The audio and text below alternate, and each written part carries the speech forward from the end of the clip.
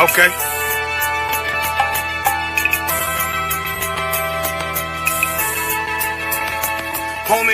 There's a king that's coming back to save our people. Now we should be preparing ourselves for the return of our king, not stuck up in these denominations and religions that's destroying our people and destroying our nation. So when we are in this kingdom and a brother or a sister is doing wickedly in this kingdom, we must tell them, look, the world is expecting you to stay docile, to stay stupid. That's what Christianity teaches our people. Teaches our people to hate one another and love the oppressor. Like, we'll never forgive one another for anything that another brother or sister do to us, but we'll forgive the oppressor in a heartbeat. There's something wrong with that, man. Imagine living your life as a whole Christian your whole life, and life's good because you're a Christian and Jesus is white and everything's going great, and there's a landslide and the earth opens up and you go downstairs and you walk through this place and you see a black Jesus, man. Why is Jesus Christ black with an afro in the catacombs, man? This predates the Renaissance period. So when you read the book of Genesis, the trees in the garden with other nations, a leaf, what are the leaf to a tree? Cover the tree. So Adam took the covering of another nation. What's the covering of another nation? Their culture. So when the Most High saw him, say, yo, Adam, where are you, man? Where are you? Don't mean I can't find you. It means like who is this nigga, man? Like, where are you, man? I don't know you. Okay. So the Ba al Banya Yasha'ala wa Amarath al Ham wa Aidya Yahau. The Ba means speak. Al, when it's joined with something, so al Banya means what? Unto, right? Excellent. So al when it's joined with something means unto. Banya means children. Yasha'ala is Israel. So unto the children of Israel. Like if it's one thing a hoe gonna do, a hoe gonna hold. But you ain't, she can't hold if there's nobody to hold with. And the thing she said at the end, where she said, I went back and I lied to him and he still wouldn't do it. And then she threw up her hands and she said, well, he'll just be a brother. That's what he need. That's brothers. right. If we have more brothers, hoes like her wouldn't have no outlet. There was a man in the land of Oz, his name was Job, and that man was perfect and upright. There you go, the man called Job. I think Job is what, like, afflicted. And that man was perfect and upright, meaning what? You can be perfect, man. Job was a man like everybody else, man. Job wasn't no angel, he didn't come from the heavens, and that man was perfect, meaning what? You can be perfect in the Bible. Being perfect is in the Bible. Had printers on my coattail way before Jimmy. Funny how the general ain't even see a penny. Better show respect, get smoked like a chimney. Keep my name out your mouth, don't even think it. Send a real Smith at y'all know Jada Pinkett. Both ball heads, my grain above 50. Lost my man to the game, that pain that stuck with me. Had to find a cheat code to the street though, cause them niggas getting fouled, shoot you like a free throw. Keep spitting acid like a Mino, and the nigga be the nicest with a. This a Batman tool, I promise you. This shit lit, cuz. This shit lit, alright? Run that joint.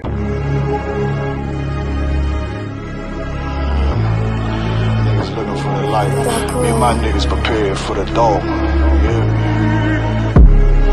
So we gon' get it on for the last days, nigga. I already know what it is. 140 for the rebel. They in the building, we in the spot. We can go to war and see who make it out. Earn your stripes, dog, you with us or not. We can get it on when it's on, it don't never stop. First you get that power, gotta hold it down. Watch your step, boy, you on holy ground.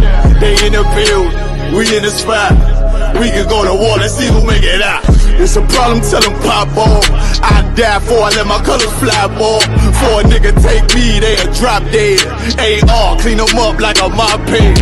Say he cool, he bad, he really so tough. They like, damn, look what he did, it really go rough. Little bitch think she Kiki Palmer, silly hoe. She know I'm that bull, but I ain't from Philly though. From the city where they say about that ribbon like petty poops. Know them niggas plotting, gotta deal with me.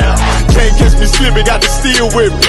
Just left Alabama, bought a chopper from some hillbilly move. He made my life feel the blade. Leave them all bruised, come through like a plague. Rebel off the leash like a dog out the cage. Call me Johnny Blaze, I'll run West May. Watch your step get stretched like a limousine. So my brother bring that blade back wet, that's my enemy. A little nigga, this that cult, need to talk. Niggas know I got blood in my cup, I just sip it like it's grenadine. They in the building, we in the spot. We can go to war, let's see who make it out. On your stripes, dog, you with us or not. We can get it on when it's on, it don't never stop. First you get that power, gotta hold it down. Watch your step, boy, you on holy ground. They in the building, we in the spot. We can go to war, let's see who make it out. Tell them niggas good night, here come the bitch. Look, told them niggas get right or get lit. UPK bad man, I pin to your flesh. Hellboy, rip the soul out of dead man shit. Got the rate, the power, I been a showstopper. Yeah, they might hate, but I know they gon' watch. Zone on lock, and you know the flow prop. Iced out, got the drip out of David Jones lock. Know I got the plan, they say that you the man. No shit, Sherlock, I'm the one you heard about. Burn down the building, let them all watch. Throw that one west up, then I swerve out. Sick with this shit, I do not need a detox. He don't watch a step, blow him out them Reeboks. We taking over, I'm sending the word out. Can't see me, little nigga, I put you in a bird box. Look, it's one West practical, gladiator, maximal. Creep on them slow, but that Glock 5 rapido. All I want is more power, more straps to blow. Ain't got excuse for no cow, he gon' have to go. They in the building, we in the spot. We can go to war and see who make it out. Earn your stripes, dog, you with us or not. We can get it all when it's on, it'll never stop. First you get that power, gotta hold it down. Watch your step, boy, you on holy ground. They in the building, we in the spot. We can go to war and see who make it out.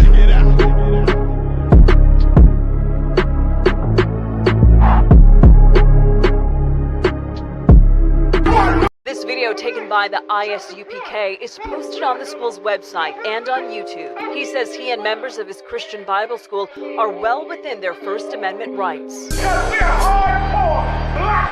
But shop owners say they've heard enough. Today in court, their lawyers argued the group is trespassing. In addition, they say the group's offensive. Niggas want me dead. Crackers too, but these coon ass niggas, they for the feds. My stick full of lead. In case these whole niggas try me, man, I might have to make that bed. No need to even flex. Cause how I walk it, how I talk it, let you know my speech direct. You heard what I said. Another move, your life flashing through your mind, now you're big. And I'm fresh like a motherfucker. Niggas hating cause they more want us. I'm just coolin' by myself, but now they all on me. Shut up, bitch, eat a dick, I don't wanna love you.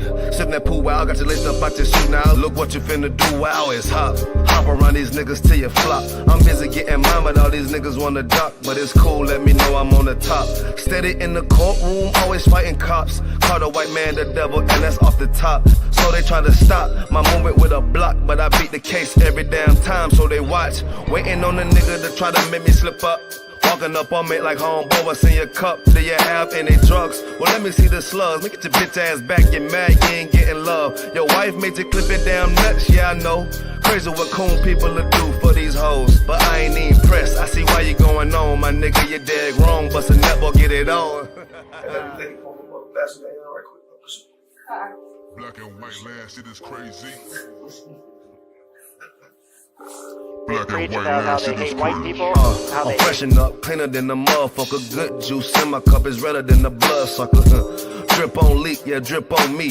Hey, talking about, but what the fuck do you mean? Yeah, you see these damn bitches, they be choosing on me. But I don't want the bitch, but that bitch drooling on me. I get to walking on the cause she wanna moving with me. But I won't have it cause she easy like spaghetti, homie. Unleash it to the G. Who is he? That nigga from SC? Get your level straight before you approach a G. Scion TC 0013. Sits on the stick, it got me cruising off the scene. The fuck do you mean? Yeah, nigga, yeah. They nigga be hating, but they can't penetrate us. Tryna shoot at us now or later, but I'ma get you now. Potato on the barrel, blang, blow. But even 30 years later, videos don't necessarily lead to convictions of officers. Advocates for reform say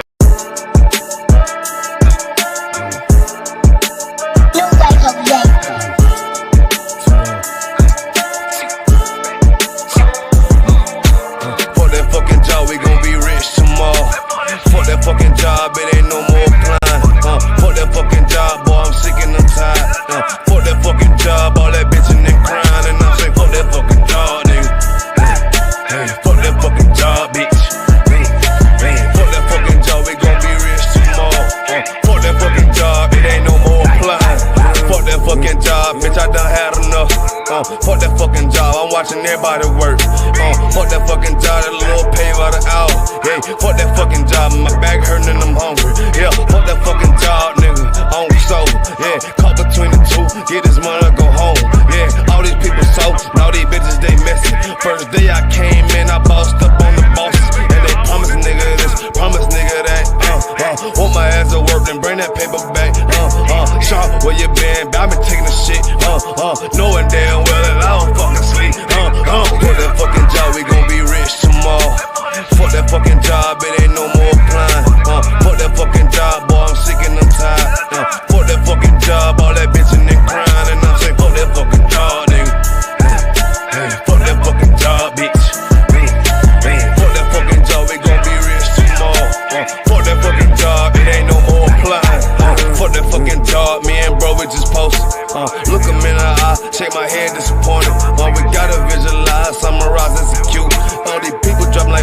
why the fuck we still here?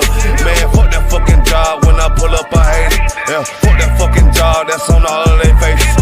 Fuck that fucking job, man. I'm already lit. Man, I hear one thing, boy, you bound to get hit. Man, the bills cross a nigga's brain. Damn, that's how you keep a nigga damn a slave.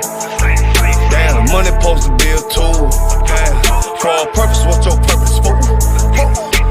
Fuck that fucking job, we gon' be rich tomorrow. Fuck that fucking job, it ain't no more applying. Fuck that fucking job, boy, I'm sick and I'm tired. Fuck that fucking job, all that bitch in there crying. And I'm saying, fuck that fucking job, nigga. Fuck that fucking job, bitch. Fuck that fucking job, we gon' be rich tomorrow. Fuck that fucking job, it ain't no more applying. You know what I'm talking about? I'm sick of that shit, I know you sick of it too, man. Money supposed to be a tool, man. What's your purpose though? It's supposed to benefit a purpose. Shout out Boom Man now.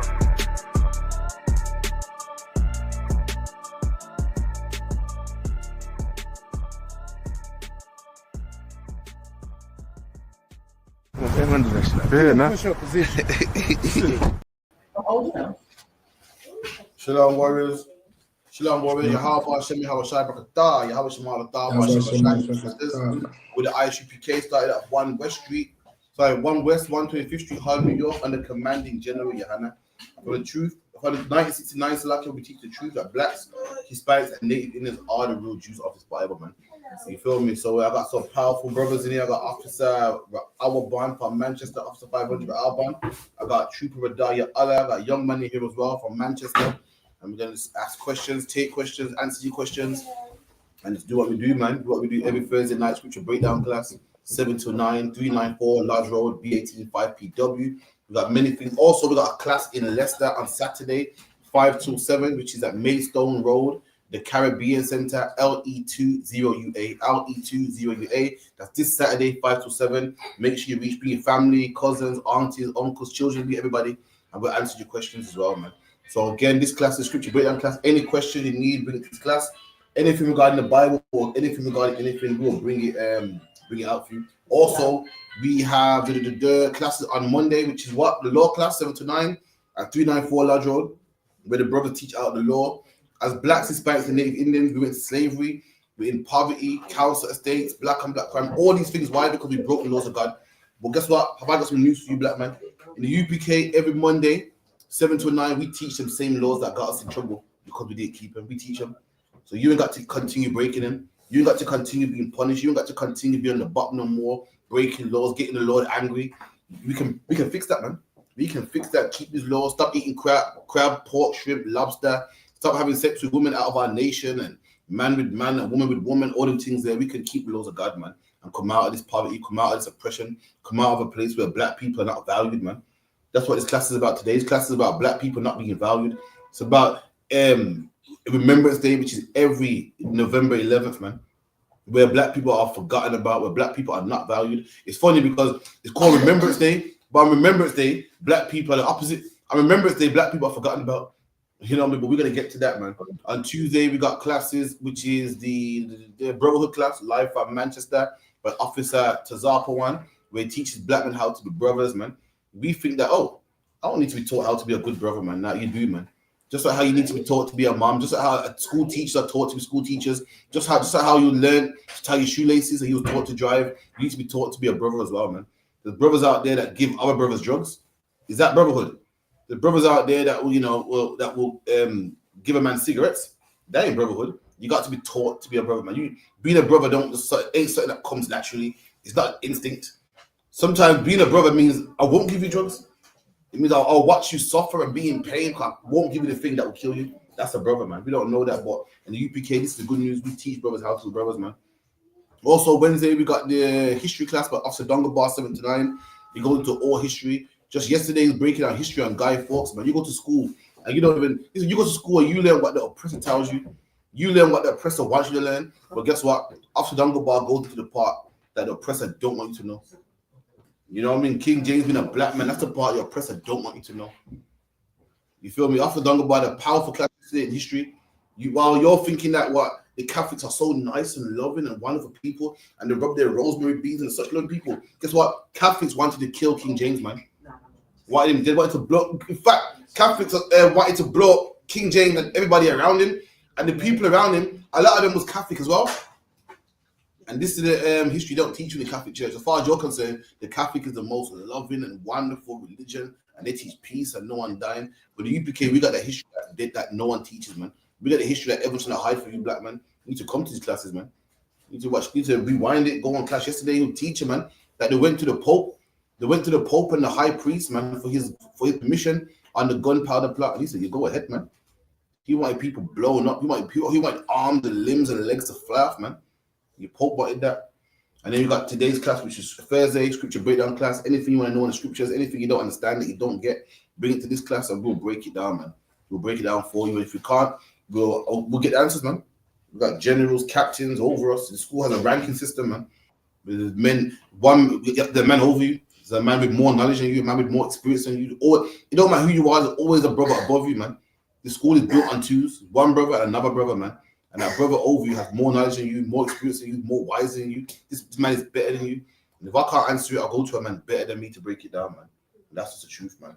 And then Friday, at Support for Progress, also online as well.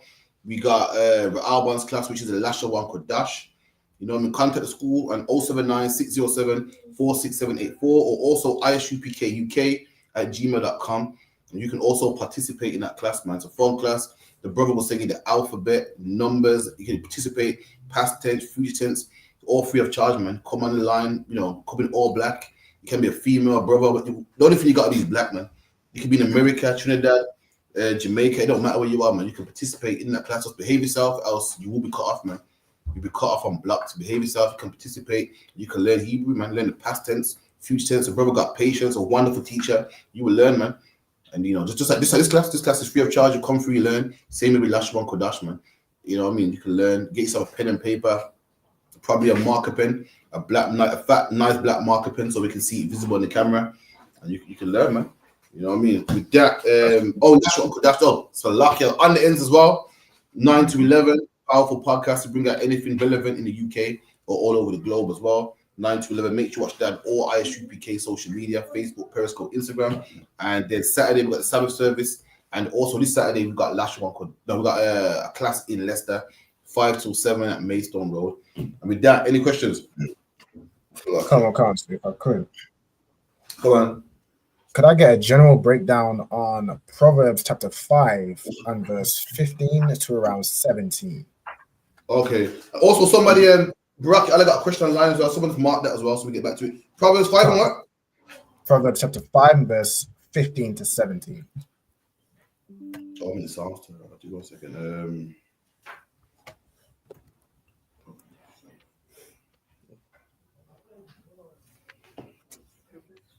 15, 17. Yeah, chapter 5 and verse 15. Go on, read that. Can't. Drinking waters out of thine own cistern, and running waters out of thine own well. Right. So what's this? We're breaking on it, yeah. Khan. Okay. Read that again, Baba Kushar. Khan. Drinking waters out of thine own cistern, and running waters. Sorry. So this chapter, the whole chapter is talking about, right? Proverbs is a book of older wise men giving instruction to younger wise men. That's Proverbs. So young people, like Solomon, who wrote this book, he'll hear words from older men. You know, you should do this. You know this. You know, teach don't prosper. You know, every miracle make a moko. All the things we hear today, all the wise stuff. He wrote it down.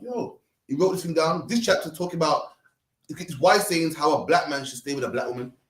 How do we prove it? Read from the top. Give me verse 1. Book of Proverbs chapter 5 and verse 1. My son, attend unto my wisdom and bow thine ear to my understanding.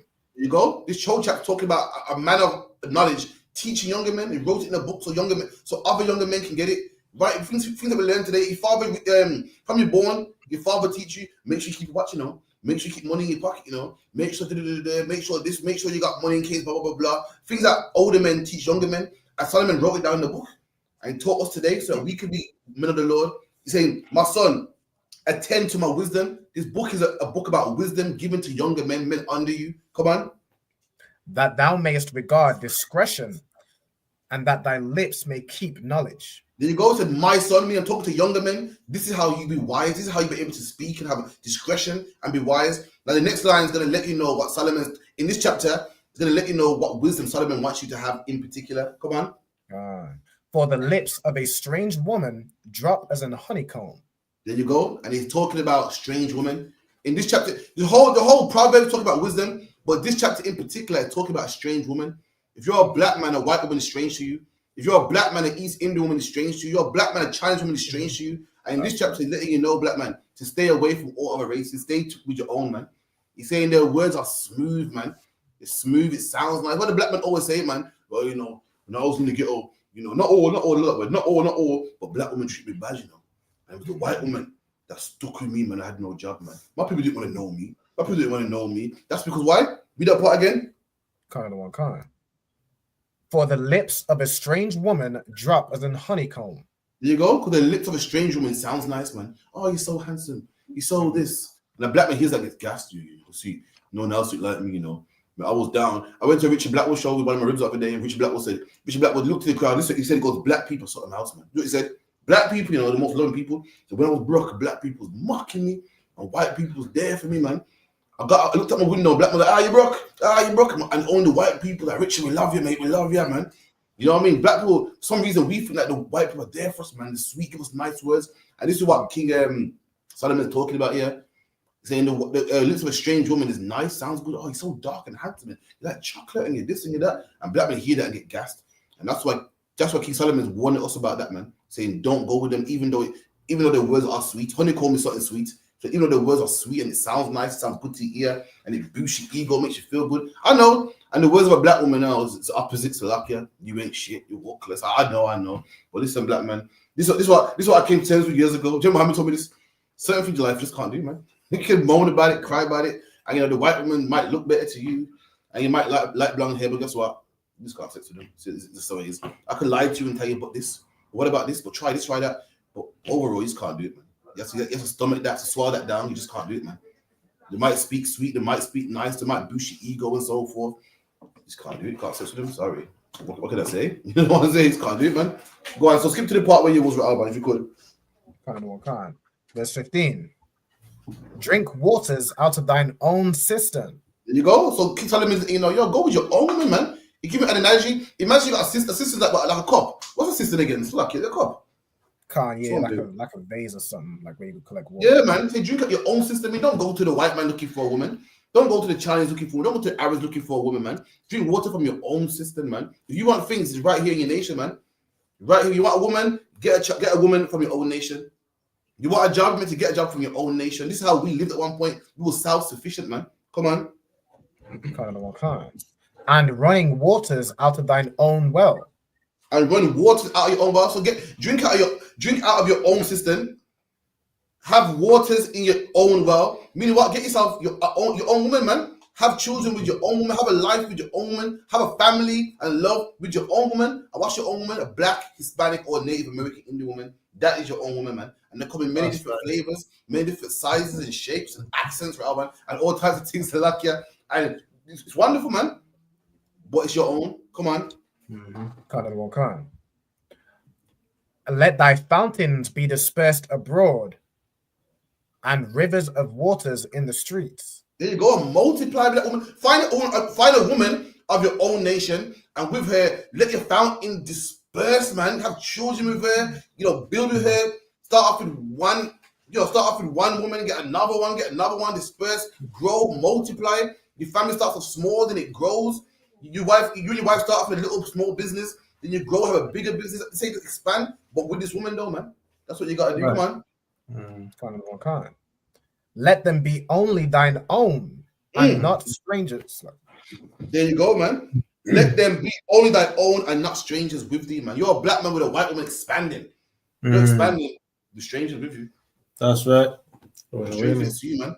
It hurts me to see a black celebrity, man, with another nation. Black women are hungry and starving and poor. That could do some of your riches, man. That could do with your help, man. And you'll give it to a stranger. And if your money goes to that woman, the woman you're with, that money goes to her mom. When you're giving her chunks of money, I know she gives to her mom. I know she gives to her dad. Your money is going out. You're making your money disperse out into other nations, and you got strangers with you. You're helping funding other. Your money meant to help your black woman. Your black woman gives money to her mom for a gift or a help, whatever. Black money helped her mom. It's helping us. That mom takes that black money to a black shop, and that money just circulates around black people. What do?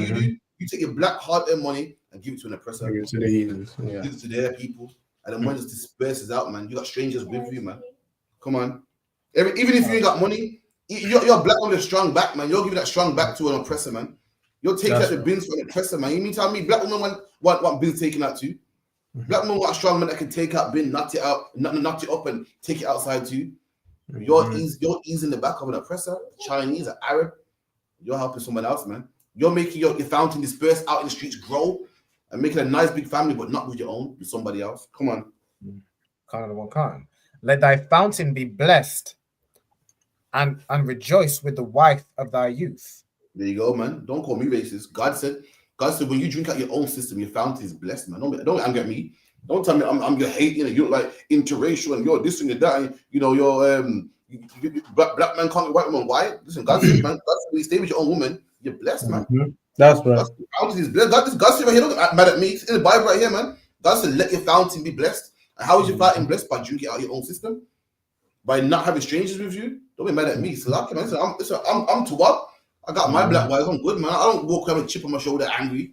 I'm just letting you know what God says, man. And God says when a black man dates a black woman, he is blessed, man. Let me tell you something to you, man. When a black man goes up with a black woman, oh God, it's so beautiful, man.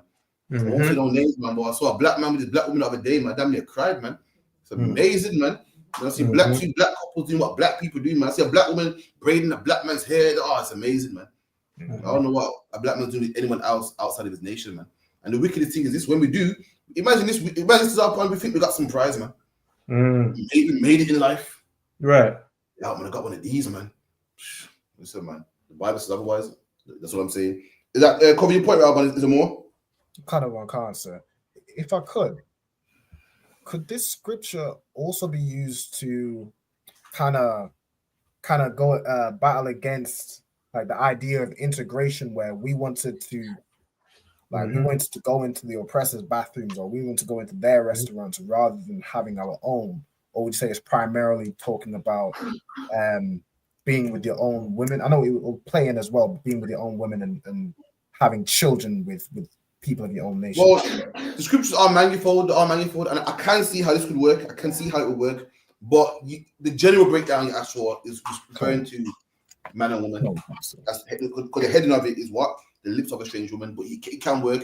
You can say, what they say, don't drink at your own system, meaning support black business. It can work that way, and have no strangers with you when you integrate and everything. They're still the businesses, and we've done that. We've had strangers with us, and now we don't own none of the off licenses. None of the shops are enabled, so it can work. But the general breakdown is talking about marrying someone from another nation. Wasn't Solomon the one to have like loads of wives? Like how? Why would he give opposite advice? So this is before Solomon went crazy. Oh, God. You think the Lord would make Solomon? You think Solomon could write a book and then go in the Bible when he was crazy and lost his mind and had white women? So this is clearly before Solomon lost his mind. Once upon a time, Solomon was the wisest king on the face of the earth. Once upon a time, Solomon was favored. The Queen of Sheba came from Ethiopia to come and hear Solomon's wisdom. The two women that was arguing about a baby, and Solomon said, "Yo, cut the baby in half." And that knowledge is so famous to this day. People talk about it, and that's in the Bible. So when you hear about Solomon going off and doing crazy shit, that is true. But what that crazy stuff ain't in the Bible. Would it be there when he was in his right mind? Those things are in the Bible. When Solomon had good mercy and good wisdom, and everyone was happy around Solomon. The taxes were good. He looked after his people. That's what's documented. And this is stuff what Solomon wrote here, not the crazy stuff when he was losing his mind. When he fell weak to strange woman, Solomon himself fell weak to strange woman. The woman, Solomon's like, yo, watch out for the woman, man. The words like honeycomb, and the woman got in his ear. And he thought, oh, yeah, you're right, man. When he was old, so that shows you need to be strong. Go on, sis. It's like, you know how, as like, like what, 1,000 wives? Could you say the same for like wives per child? I think you said like 5,000 people. Would you say that it's, obviously a man can have multiple wives. Would you say there's like, issue where it becomes like no, man can multiple wives. What cartel's doing is just he's just sleeping around. So when he has 5,000 wives, remember he's a celebrity, you know. So women refer themselves to him. He'll go to Japan and get 1,000, go to China, get 1,000, he's in England, and when he's on tour doing crazy stuff. So them man, it's different. Solomon having 1,000 wives, even though they were heathen. As a king, you have about that as a king. You got the money to support them, you know, you ain't got to work and everything like that. You got the time. But the average man got to work and, you know, juggle this and juggle that. It's not going to really happen for him. But if you're a king, what kind of Bible goes, King David had a woman just to warm his body? Imagine you're that rich. Imagine example, you're that rich. You got a Tuesday wife and a Wednesday one. And you got a wife just it was cold. It was old and his body couldn't hold heat no more. And they got him a woman just to warm him up, man. When you're rich, man, you can do some things that regular men can't do. When you're rich, you can have a Tuesday car and a Wednesday car and a car for this and a car for that. Life requires money. You can do it, man.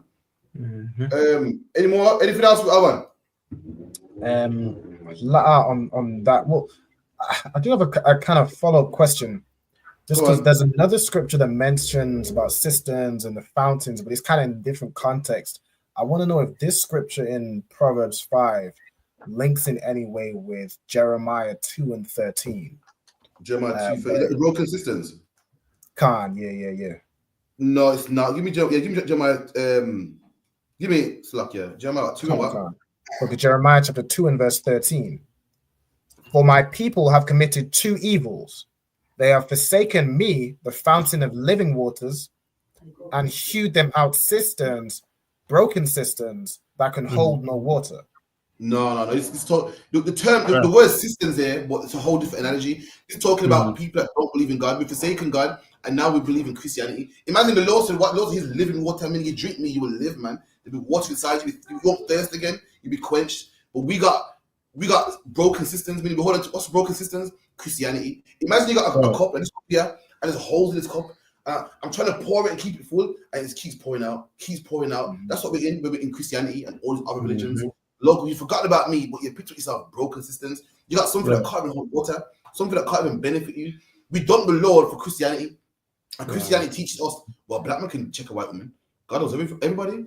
And then by saying that concept now, we go, but that is mad. It's mad because black women are Christian predominantly, and Christianity is the God knows everybody. But then the same black women complain that black men don't go with black women. That's a broken system right there. You believe in this concept that is damaging for you. You believe in it? No, because God knows everybody, and a man can marry anybody. And if you fall in love with somebody, you can do what you want because love is blind and God don't matter. God don't discriminate. God don't respect your persons. So you can't get mad. This black man goes with black man. You can't. Right. It's a broken system. You're trying to drink and have a cup full of water, but the holes is pouring out.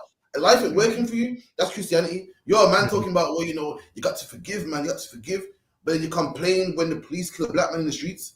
But you got to forgive him, innit? We're all fall short of the grace of God. That's the broken systems, man. Where the Bible is the living water, where the white man will be punished. A black man got to be with a black woman. You can fix all them problems. Believe in Christianity and Egyptology and Islam and Rastafarianism. These are religions that we hold, and they're broken, man. They can't fix us. It's like having a broken system. It's like having a broken glass and the water's pouring out. You ever heard that saying, top one? You're carrying water in a basket. Old Jamaican saying that.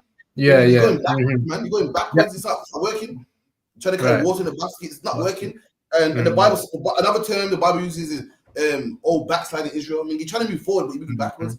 That's what it's talking about here at Alban. You're trying to move forward. You're trying to, gather water, but it holds it, man. You got broken systems, broken jug. Come on. So that go on, it's up one.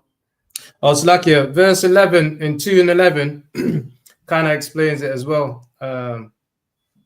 It says, It says, has a nation changed their gods, which are yet no gods? There you go. And also, how the nations change their gods, which are not gods.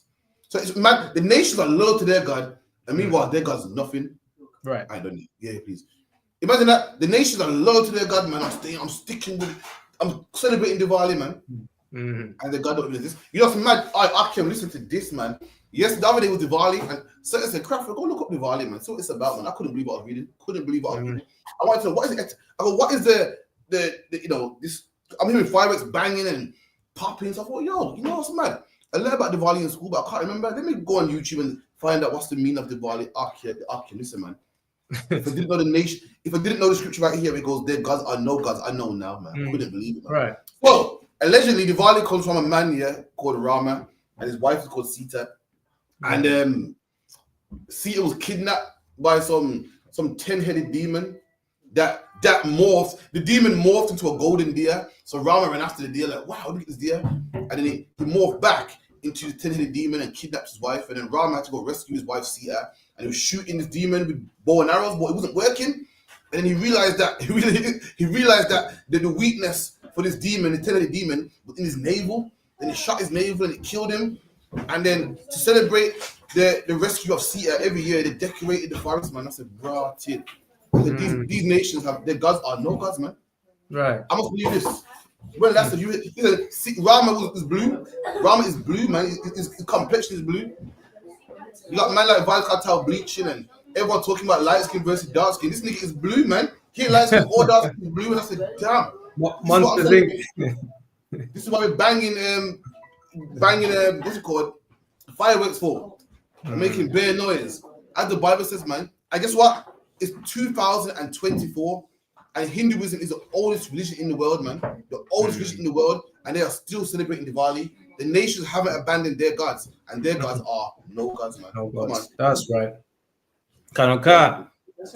But my people have changed their glory into that which does not profit. There you go. These nations got gods that are no gods, man. They're blue and shooting arrows and getting kidnapped in the woods. And meanwhile, we disregard our God for something that can't profit, man. There's no blue man out there with arrows, no man with 10-headed demons, and we disregard for him. You got your kids going to school talking about, celebrating Diwali and the coloring book and eating the sweets and participating. But your God's real, black man, Hispanic man, Native Indian man, so real, he parted the Red Sea for you, man. So real to this day. When you go to Egypt, it's dust, man. Arabs live there. God made sure the Egyptians are nobody today for you, man. Right. And you want to celebrate Diwali. You were the nations, their God is nothing. You've never seen a blue man in your life. Never seen a man with 10 heads in your life, man. And meanwhile, they're loyal, man. They're keeping Diwali. 2024, man. They're still banging tambourines, man. Rabbi, if you could, find out the oldest religion on the face of the earth. I swear it's Hinduism. Or Sikhism, one of the two.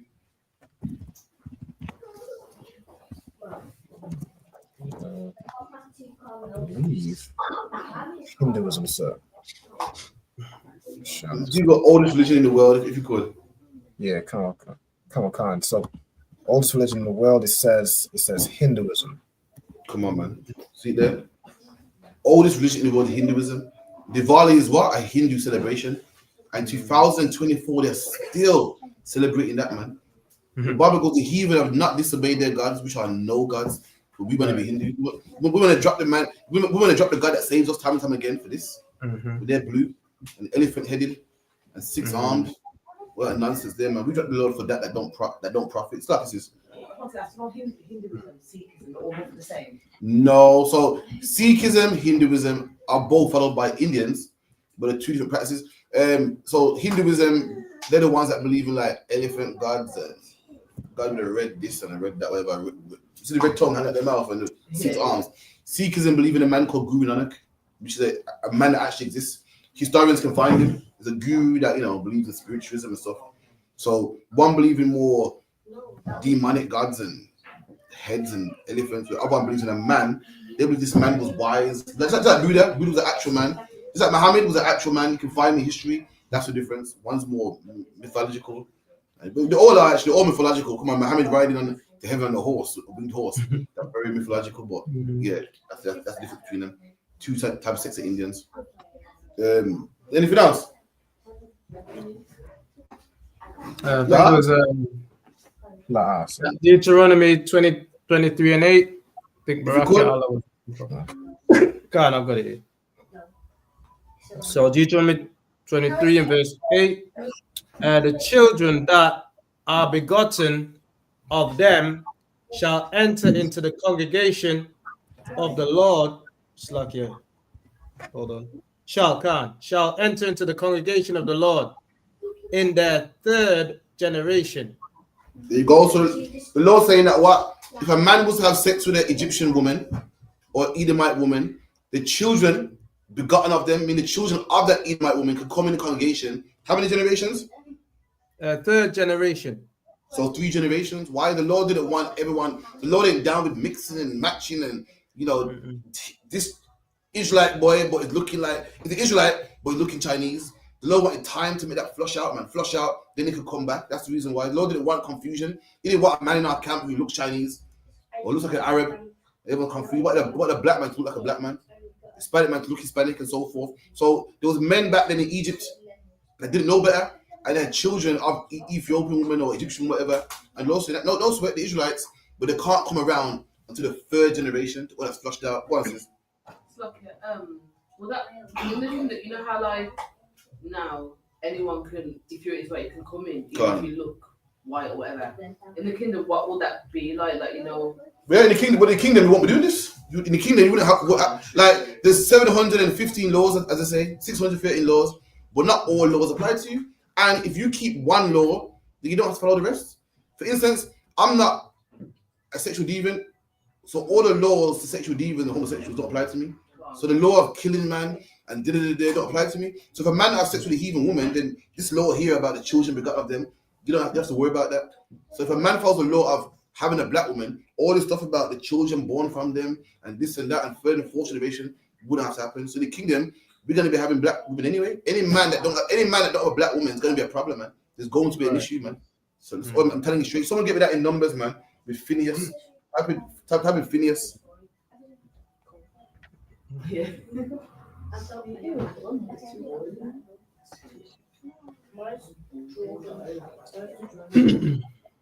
Numbers 25 and about 2. I'm not telling no one to do this. I'm letting you know what our history is, man. What happened in the past. The book of Numbers, chapter 25 and verse 2. And they called the people unto the sacrifices of their gods, and the people did eat and bowed down to their gods. 1 second. Right, give me verse 6. Come on. Verse 6. The book. Numbers 25 and verse 6. And behold, one of the children of Israel came and brought unto his brethren a Midianitish woman in the sight of Moses. One of our brothers got himself a Midianitish woman, man. I'm sorry to cut your Alban, but I cut your Alban to luck, yeah. If you read that, it goes, in the sight of Moses. This man was proud, man. You know how black man walking the street with him? My white woman, man. Sick of you dry, peaked white woman stuff. The black woman, sick of you dry, peaked black woman. I got one of these, man. He walked with his heathen woman in the sight of Moses. And you know what did Moses say about heathen women? He said, you can't have him, man. And this man was so proud and bold. He walked in the congregation with one. And the joke is Moses had a heathen woman, had one, but Moses had it when he was in the world. He didn't know better, man. And even though Moses had one, means what? Even though Moses had one, don't give you the excuse to go get one, man. GMS. Right. GMS say, well, you know, Simon had heathen wives. Moses had heathen wives. What's he saying here? The Most High let you know what happened to a man with a heathen wife, even though Moses had one. Meaning what? Because men made mistakes in the past, don't mean you can have one. We're gonna find out what happened to this man that had one, man. After he got the law, and this man was proud, man, in the sight of Moses, in the sight of the judge, in the sight of everybody. The audacity, man, walking around with a heathen woman. Any black man walking around with a white woman got an audacity, man. After what we've been through in England, man. That's right. And the bottom and called Gollywog and Coon. After all that, you're gonna walk around with one of those. Come on. Kind. In the sight of Moses and in the sight of all the congregation of the children of Israel. In the sight of Moses, the Lord's letting you know how rude this is, man. The cheek of it, as someone would say, the audacity, man. Rank, bright, feisty, in the sight of everybody. Like, he wasn't even letting you know that something like this should be undercover. Something like this should be under wraps. The Lord's letting you know this man in the sight of everyone watching him. Yeah, that's my woman here, man. My princess. You know what? Rasta man got a white man. Right. The Lord, like in the sight of all these holy men, these great Moses, man, that led us, man. The man had the nerve to do it in the sight of everybody, man. Come on. And who were weeping before the door of the tabernacle of the congregation. Come on. So we was weeping because why? If we read above, the Lord was punishing us. We were getting bitten by serpents. We kept rebelling, and the Lord kept punishing us. So we was already in mourning. Come on. And when Phinehas, the son of Eleazar, the son of Aaron the priest, saw it, he rose up from among the congregation and took a Right. javelin in his hand. A brother saw this. A brother called Phineas saw this, man. Any brother didn't say, "Oh, look at that, man. Look at that, man." I like the way how other nations are learning our culture, you know. I like the way how he had to teach his wife how to cook rice and peas, man. That's what we say. Look at our culture spreading, man. Look, even the Indians don't know it's good, man. We come a long way, man. We spread everyone knows about our culture now, man. Nah, you didn't say that. This man sprung up, man. You ever see something that's a super French fuckery? You got guys that like, yo, what's that, man? This brother saw a man with a white woman jumped out of his flesh. Rose up from the corner. Imagine everyone seated and you see something that's just mad. You got jump up like, bro, I'm not seeing what I'm seeing. You couldn't believe, man. Rose up from the rest. Use that part against Slack, yeah. So like, and when Phineas, the son of Eleazar, the son of Aaron, the priest, saw it, he rose up from among the congregation. So imagine everyone seated, the congregation seated, and this man just jumped up like couldn't believe what he saw. Like, what the fuck? You ever see your kid do something? You ever see your kid mash up the TV? You're looking like, isn't that mash up the TV? You had to get up. You couldn't believe what you seen. Rose like, Ross, this man could never have some heathen woman up in here in front of us. The cheek of it, man. Rose up, come on. And took a javelin in his hand. Took a javelin? This man said, what the fuck? No, let me get something, man. Got a javelin, couldn't believe what we seen. Rose and got a javelin, man. Come on. And he went after the man of Israel into the tent. And he went into the tent? Meaning what? This man was so bold. He's having sex in his tent with a woman, man. In front of everybody, when the law goes, you can't have sex with them. Their daughters. This is what numbers what? Numbers 25. Numbers 23. And the book of Exodus lets you know, man, you can't marry their woman, man. Don't tell their daughters to your sons, don't marry them. This man knows, man. And this brother went in the brother's tent, man. Okay, and thrust both of them through. And thrust both of them through, man. Both of them. How do you thrust two people with one blow, man? That means they're having sex, man. Their bellies were touching, man. Their bellies were touching, man. He stabbed both of them while they're having sex. This man was rank, man. Rude, man. Didn't do it the down low. Had sex while in his tent with a heathen woman, man. Sorry, sis. Every time these scriptures been brought out in church, no one's ever said, "Oh, it was wrong," because there's no like punishment for what happened. It just happened. There you go, man. We read it, man. Like sister say. So obviously, I'm gonna say, I mean, it was right to do that. We're gonna find out, man. Sister asked, "Was it right to do that?" Let's find out, man. I'm not telling no one to go out there. The Lord don't want no one to go out there and murder, man. To go out there. If a man got a white woman, what you do is teach him. And if you don't listen, let the Lord deal with him, man. That's right. No, you don't. Right about now, the Lord, we got something called a grace period where a man could change. You don't kill nobody. You kill any man who be called murder. You go to jail, and we'll let you. Listen, you didn't hear it from us. We don't teach that.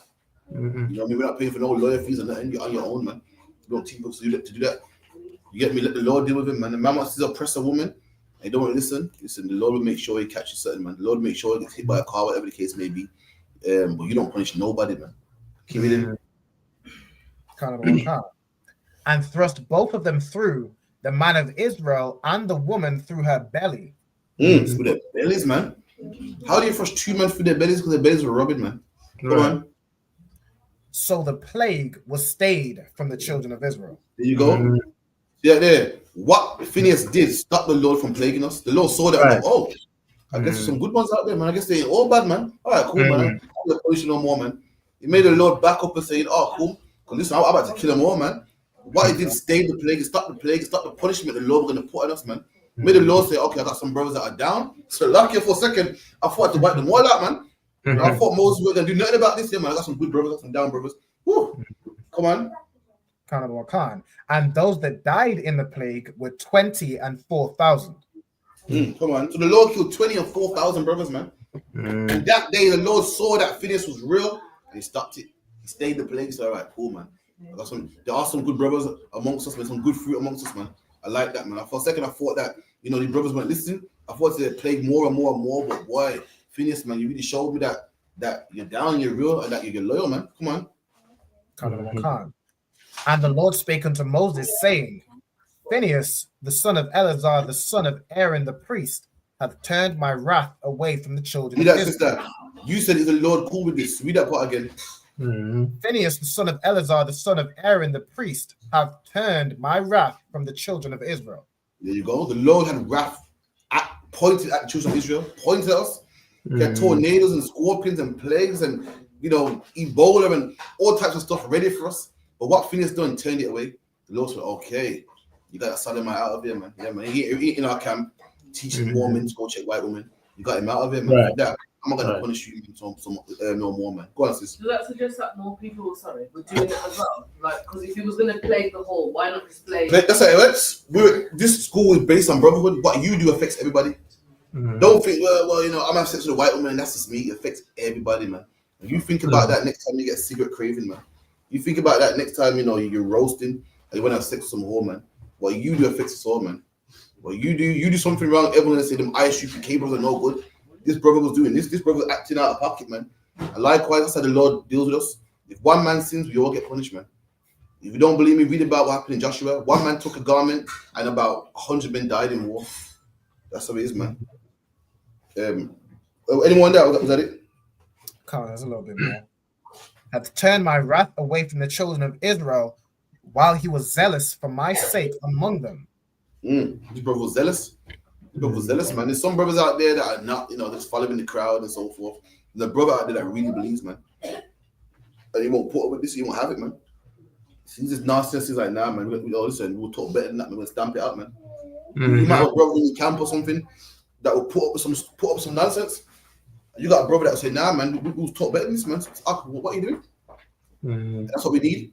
What happens is one man will put up with it and then two will put up with it. Before you know it now, the whole nation's upside down. The whole nation's marrying white women. It's something that we shouldn't do, but, we shouldn't really do it, but we do it anyway. We shouldn't, by law, we shouldn't, but we do it anyway. You need that brother, man, to say, no, man, we'll talk better than this. We know better than this, man. We're not doing that, man. You feel me?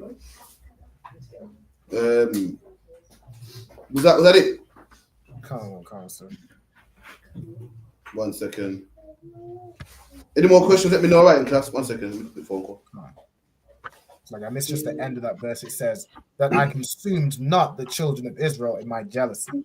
There you go. And what this brother done actually saved us. Imagine this. You're thinking, this man's racist, man. This man he got a problem with jungle fever, man. He got a problem with love, man. What he did saved your life, man. What he did is the reason why you're here today. Black man, Hispanic man, Native Indian man. The Lord had to wipe us out, man. What he did saved our life, man. And that's how it is, man. Any more questions in class?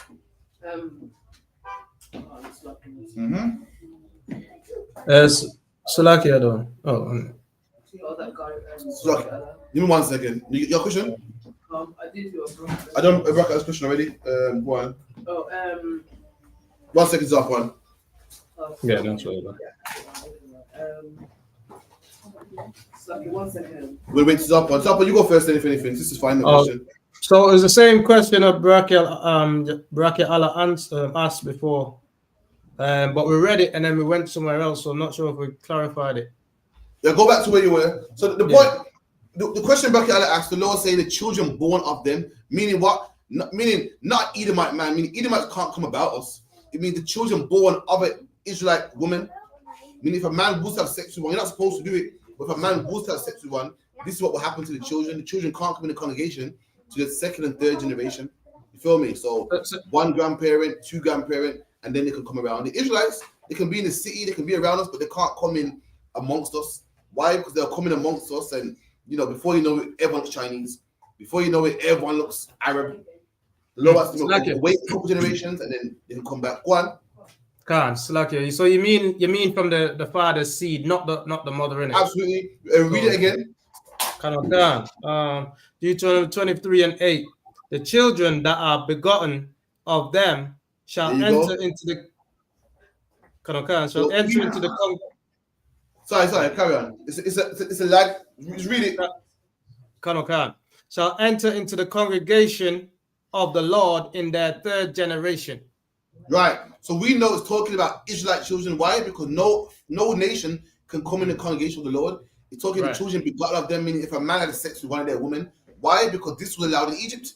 Men were allowed to have sex with heathen women. Also, we know that only Israelites came out of Egypt. So the Lord's talking about men with what you call today mixed race children. Right. Heathens didn't come out with us. Heathens went with us in the wilderness. Heathens didn't go to Mount Sinai. Someone give me Deuteronomy 27:1 just to prove that heathens were out there in the wilderness with us. If you could tap, give me Deuteronomy 27:1.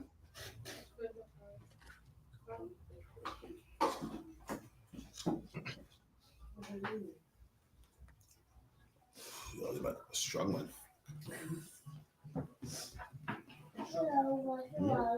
So is it Alba? Nakapai's high ranking, innit?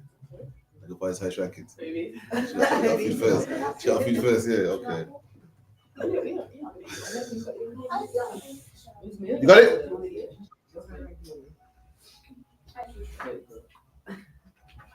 I'm not hearing you, Slack. Your mic might be muted.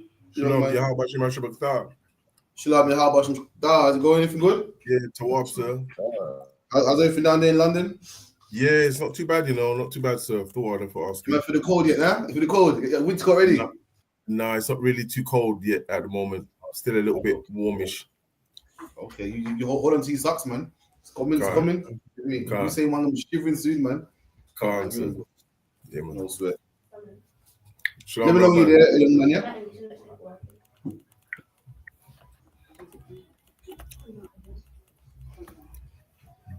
Let's see, shalom.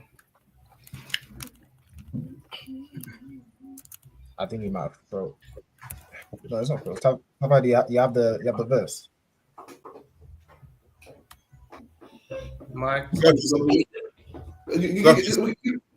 give him a minute. He's probably struggling finding it. No sweat. So like you say, you're asking me to find something? No, young man. I asked the young man to find it, but he probably struggling. Give him a minute. If not, move on the time sake. Okay.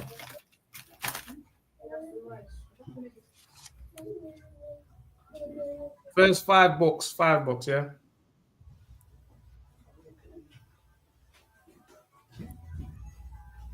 Oh, so like he said his mic isn't working. Oh, it's my turn. Wait, someone read that. Deuteronomy 27:1.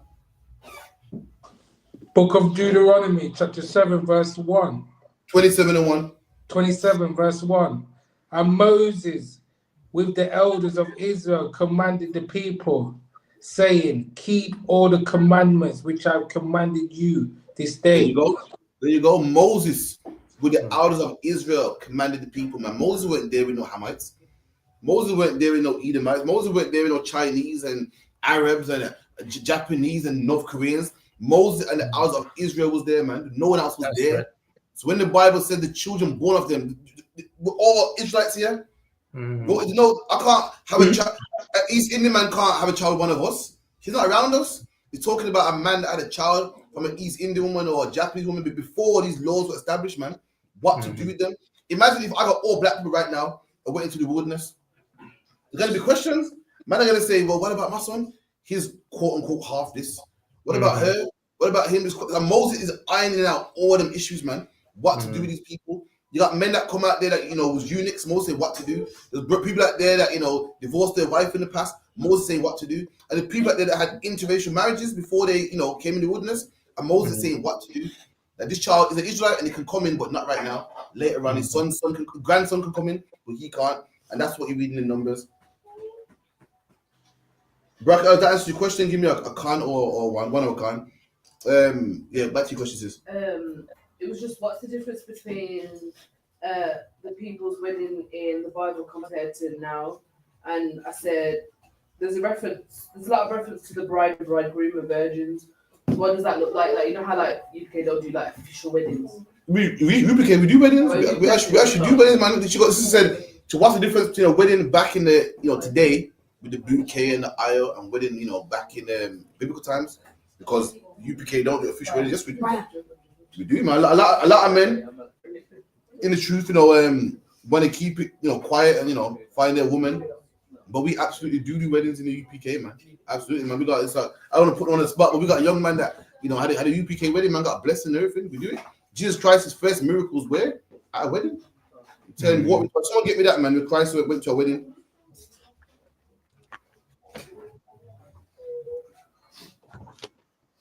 So I think it's in you give me Matthew.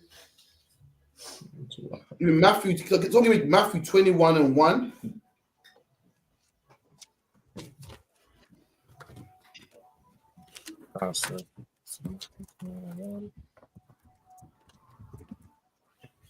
The book of Matthew, chapter 21 and verse 1. And when they drew nigh unto Jerusalem and were come to Bethphage or Bethphage unto the Mount of Olives, then sent Yahushua 2 disciples, saying unto them, Go into the village over against you, and straightway ye shall find an ass tied and a colt with her. So lock it off. That's the one. So lock it. Sorry. Give me John 2:1 if you could. Come on. Look at John chapter 2 and verse 1. And the third day there was a marriage in Cana. Read it again. And the third day there was a marriage. On the third day there was a marriage. The brother and sister getting married is a big celebration. We know sex is marriage according to the Bible, and brothers, the marriage is a celebration of that sex. Like it's your birthday on November the 12th, whether you celebrate it or not. But the marriage, the celebration is the marriage. So the marriage is when a man and woman have sex. That's the marriage. The wedding, is a celebration when a man and woman have sex. So your man, you get married to a woman, you probably want to keep it on the down low. You know, you're not into the hoo-ha. But some man want to party, man. Want to party, want to wine, want to celebrate the fact that I got a new wife, a new life, and I'm about to have kids with her. That's what the marriage part is. If that makes sense. Read it again.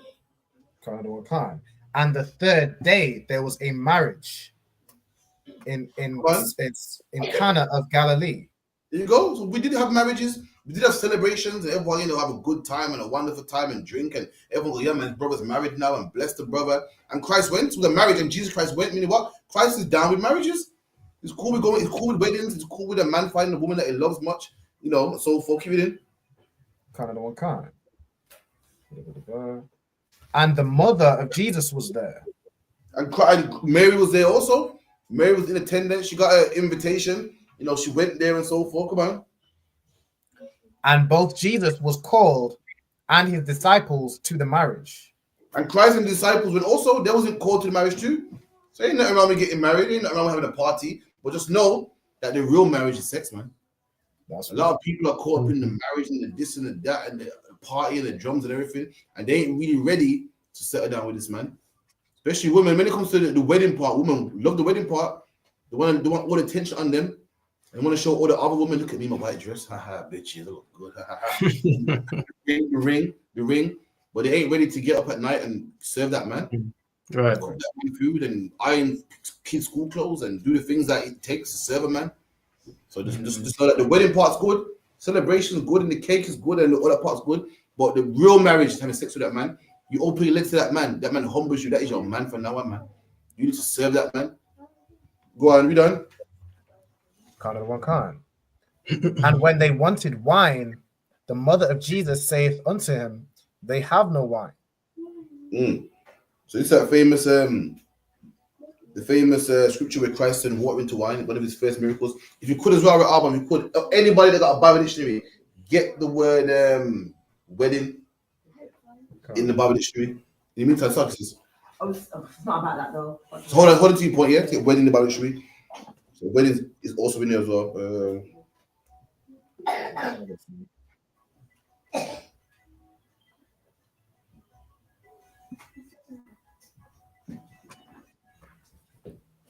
Okay, wedding, sir.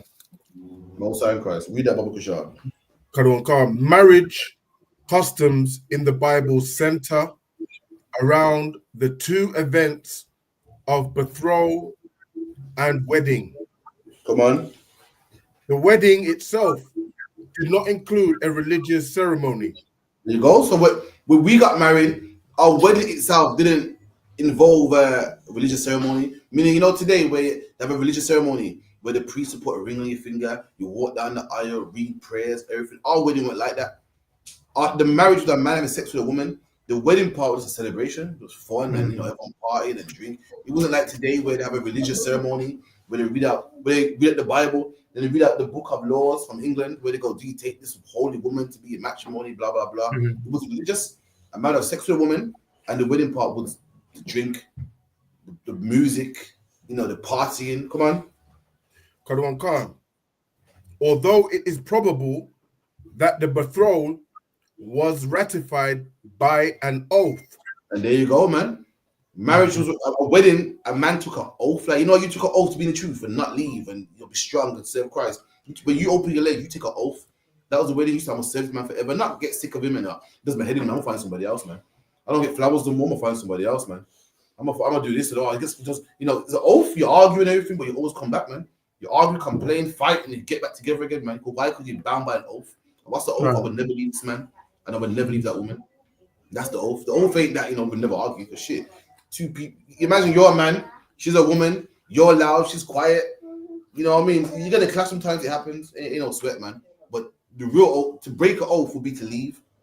And these people, in this marriage, in this wedding, you are bound by an oath. Come on.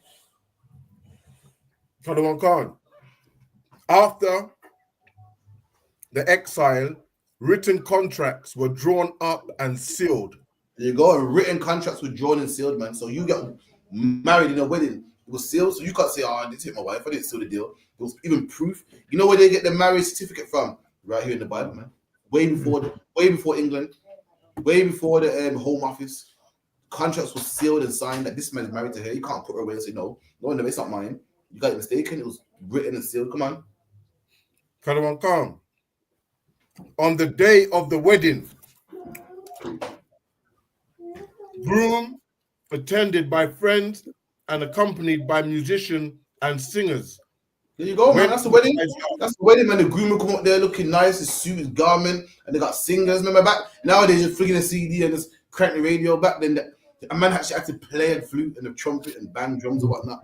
Nonetheless, we're black men having a party, man, drinking, laughing, having a wonderful time. That's how it was, man. Come on.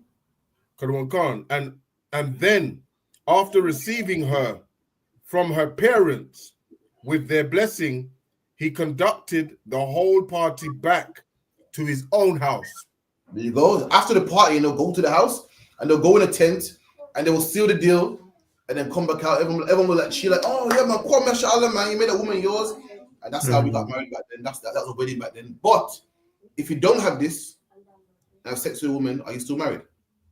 Calm.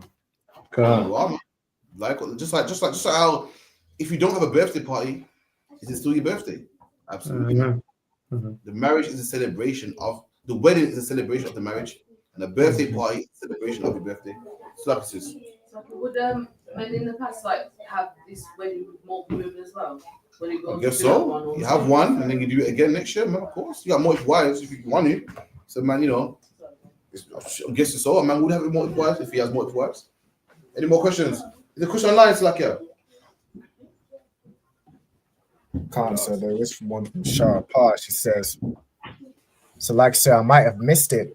Where would those children reside if not in the wilderness for 3 generations? Would they have stayed back in Egypt? I'm not sure. I'm pretty sure Moses had a place where to keep them. Like, for instance, here, a man that had his stones hurt, a man with a cleft palate, a man that was, a list of people that couldn't come in the congregation, but were Israelites. The Lord didn't want them around us, and they could come in later on. The Lord kept them somewhere. I can't recall where, but they was around. They were brothers, but they could come through later. A dwarf as well. The Lord didn't want a dwarf coming around. No offense, spreading dwarfism. A dwarf wasn't around in the kingdom. He wasn't around in the congregation, but he was around somewhere. He wasn't exiled. He wasn't punished for being a dwarf. The Lord didn't want him. The Lord didn't want a whole army full of dwarfs. As a place where he could be. I don't know where. I'm not sure where. I can find out a few, but there's a place for them. You feel me? The Lord goes to come back in the 2nd generation, so they are around. They're about, but he didn't want them around the major camp of Israel. That part I don't know. But no, they wouldn't have stayed in Israel. They came out with us. There's brothers. It's not just people that were so-called what they call today mixed. There's many people. There's many like bloodlines that the Lord didn't want amongst us. He wanted a strong bloodline and so forth. Like Indian, like for instance, Pakistanis are known for having sex with their third cousins. Ever heard about that? And apparently, I didn't know it's causing the NHS millions, man. And I didn't know thousands of money because the kids are coming out wrong. And the Lord didn't want that. He didn't want the bloodline tainted and just tainted. And every generation, another messed up bloodline, and another one. He wanted, strong army, a normal nation. My nation strong and good bloodline. That's what he wanted. So he built a place for them. So like, yeah. Any more questions? So like you're done on that one that Barakia asked before. So there's a bit that I wanted to get a bit of understanding on. You know, it says so Deuteronomy, back to Deuteronomy 23 and verse 3. It says an Ammonite or Moabite shall not enter into the congregation of the Lord, even to their 10th generation shall they not enter into the congregation of the Lord forever. So you want to break down that? Yeah, yeah, can. It's self-explanatory. The Bible saying they can never come in, man. Fuck, you know. The Lord said that Ammonite can't come in here, even in his 10th generation. Come on, you got some yard man thing, man. You know when you say, Mom, can I get some money? It's like, no, man, not even a pound, not even a penny, man. The Lord said, even to the 10th generation, even there could be 100 generations, they ain't coming in here, man. They can never come in here. So the Ammonite can't come in here, even if it was 10 generations. It could have 100 generations. They ain't coming in here, man. That Lord saying here. You get it? What I'm asking is, because I'm a bit right. Is that a mix? Is that a mixed multitude or whatever? It's letting you know, it's saying the Ammonite can't come in here, but the children born of them. Meaning, what if you got a woman, Ammonite woman, they can come in. They come in the third one, but him, even if it was 10 generations, he ain't coming in here. He could never come in here. He could never be one of us. So I didn't understand that. I didn't understand. So you went what 2 verses above? You want me to read 2 verses above? You said. No. Where you at right now? About the Ammonite. 23 and 3. So how much verses above is that from what about the? So it's like from 8 to about 4, 5 verses above. So the Bible says, the Ammonite can't come in here ever in his life. It could be 10 generations, but the children born of him, they can. If you got a child with an Ammonite woman, they can come in. The stipulation of when they can come in, but they can come in. But as for him, he can't come in, even if it was 10 generations. Oh, Salakia, you mean the woman? The woman. Ammonite can't come in here. But if you're the Ammonite child, you're the child with the Ammonite woman, that's fine. They're coming in the 2nd generation. But as for the Ammonite, even 10 generations, he could never come in here. Right. Make sense? Come on. So it's the woman, yeah. So like how do we know it's the woman? Because Israel only left Egypt. So the Lord would say, if a white man did this, no white man around. The Lord would say, if a Chinese man did this. What Chinese man? Why would they make laws about people that ain't here, man? The Lord didn't say Ammonites and Girgasites. They went around in the wilderness with us. So the Lord got no need to make laws about them. Right. The only law the Lord made about them was don't marry them. But the Lord didn't say, the Ammonite man got to do this and the Ammonite man got to do that because he's not around us. It's not with us. You feel me? There's no law about him because he's not around us. The Lord saying, look, they can't come in here, but if you had a child with one, they can come in. This is the rule of how they can come in, though. 2nd generation. As for him, 10 generations, even to the 10 generations, he would never come in here, man. That's what you're reading right there. Right. So so this is the right. So under verse 4, right? Because they met you not with bread and with water in the way. So I understand that. So when you read history, we was in war with them.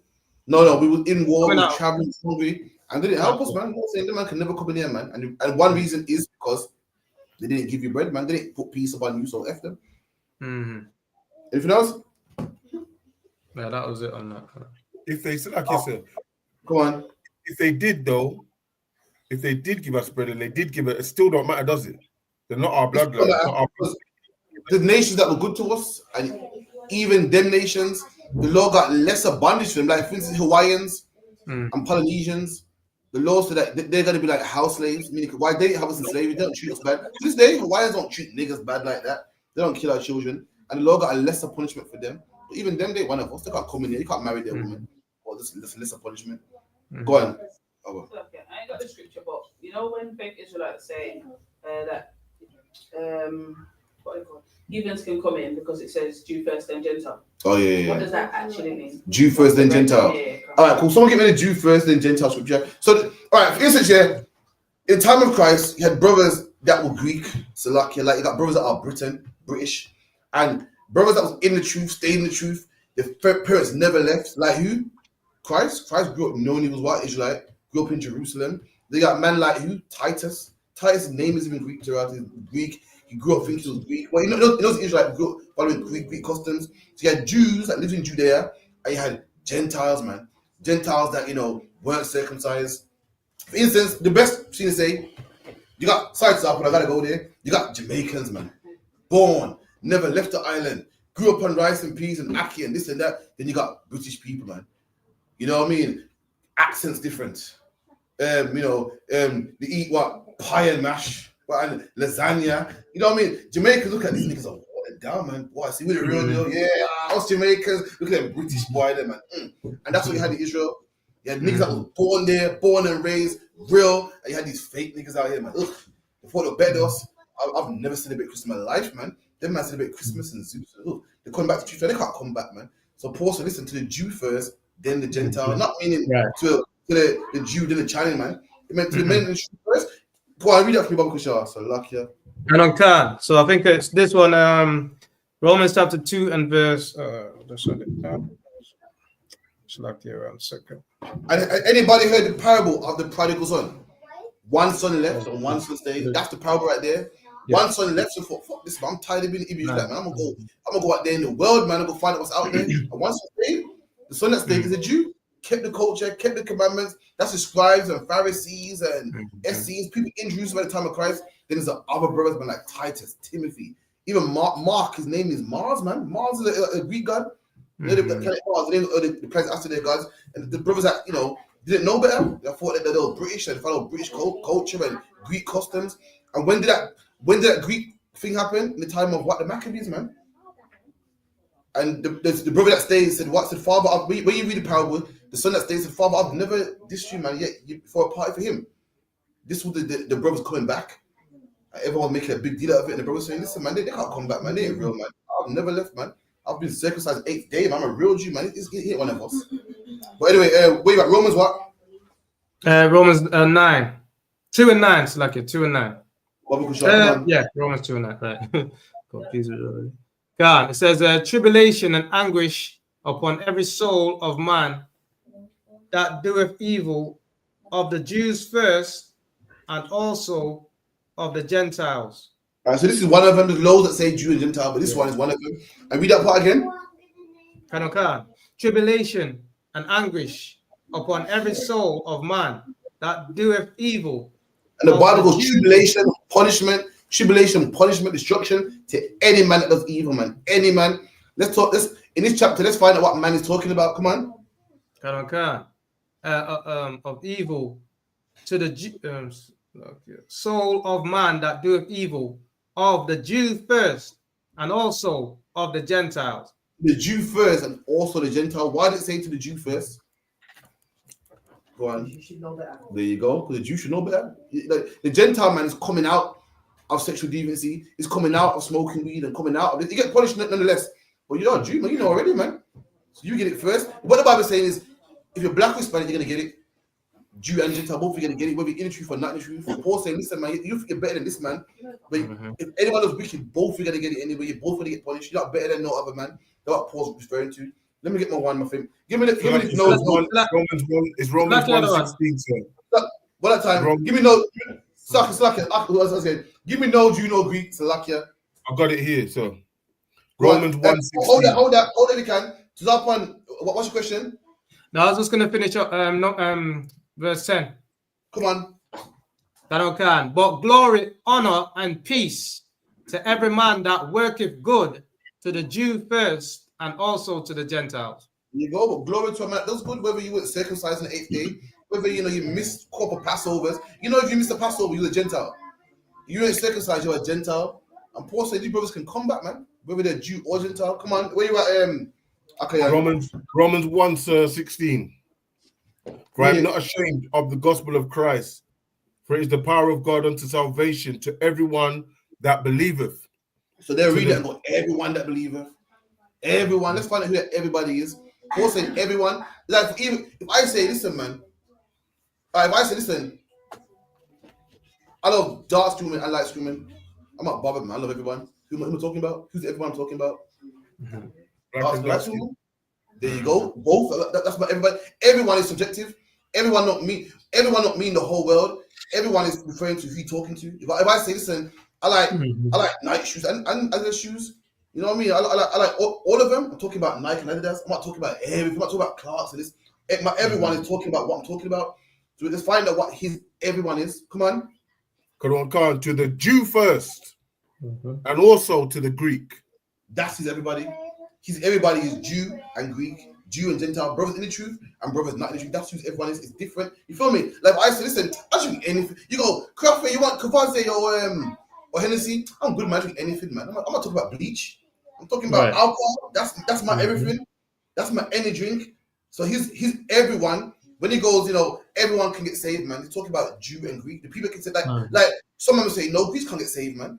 Jews can't get saved, but he said everyone can. Who's everyone? Those two categories right there. All of them, everyone in the categories, if that makes sense. Read that again, Baba Kushar. Romans 1:16. For I am not ashamed of the gospel of Christ, for it is the power of God unto salvation to everyone that believeth, to the Jew first, and also to the Greek. Right, and this say you cut a Christian nicely. You ready for it? You cut a Christian. So the Bible goes, anyone that can believe, the Jew first, and then the Greek. How do you cut a Christian nicely, man? It's right there. It only says two nations there, Jew and there Greek. You go, man. There you go, man. You have to have, man. That's how you cut a Christian, man. So a Christian will pull something how the Bible said the Jew first and the Greek say, so what about the Edomites? Right, about the Chinese. The African? The Bible goes, the only man that can save is the Jew and the Greek, man. So hold on, Mr. Christian. You're putting scripture to me to show me that everyone can be saved. But it don't say that. This here says only Jews and Greeks can be saved, man. So what about Chinese, man? They ain't Greek. What about North Korean? They ain't Greek. And just wait a bit, man. Muhammad says, wait, man. Don't save him. What we have to do? We have to mud him up for 2 seconds and help him now, man. Just let him think, man. Let him stupid, man. That's how you know it's not talking about what you think it's talking about. You don't understand the Bible. The Greek was what? At this time, someone give me Helen in the Bible dictionary. At this time, you had brothers that thought there was Greek. It's in the Bible. It's in the Bible dictionary. You read about brothers like Timothy, brothers like Titus. Titus is even Titus a Greek god. You read about it, man. You read about brothers on Mars Hill. The brothers back then that fought. They knew they were Israelites, but they followed Greek customs. Like the brothers that we know we're black. We got Miriam. We know we're black. But what did we do? We watched the football game and eat pie and mash and sing "God So Save the Queen" and have a pop in our chest. We are officially British. And Paul's like, listen, don't worry about it, man. I can fix these brothers, man. I can bring them back in. Someone get the Helen in the Bible dictionary. So I have it here as Hellenists. The one where it goes brothers that adopted Greek customs. That one. If it's Helen or Hellenist, what one? Come on. Hellenists, Jews who made Greek Jews. Hellenists are Jews, Israelites, man. Brothers that are come from Judah. Come on. Who made Greek their tongue. And that's the Greeks right there. Jews that made Greek their tongue, man. That's right. I'm a British man and I'm a black man, but English is my tongue. It doesn't mean I'm the same race as Tony Blair. It doesn't mean I'm like I'm not Tommy Robinson, but I speak the same language to him though. Me and him hold the same passport though. But I'm a black man from England. No, that's the difference, man. And you have brothers that was Greek, but they was black.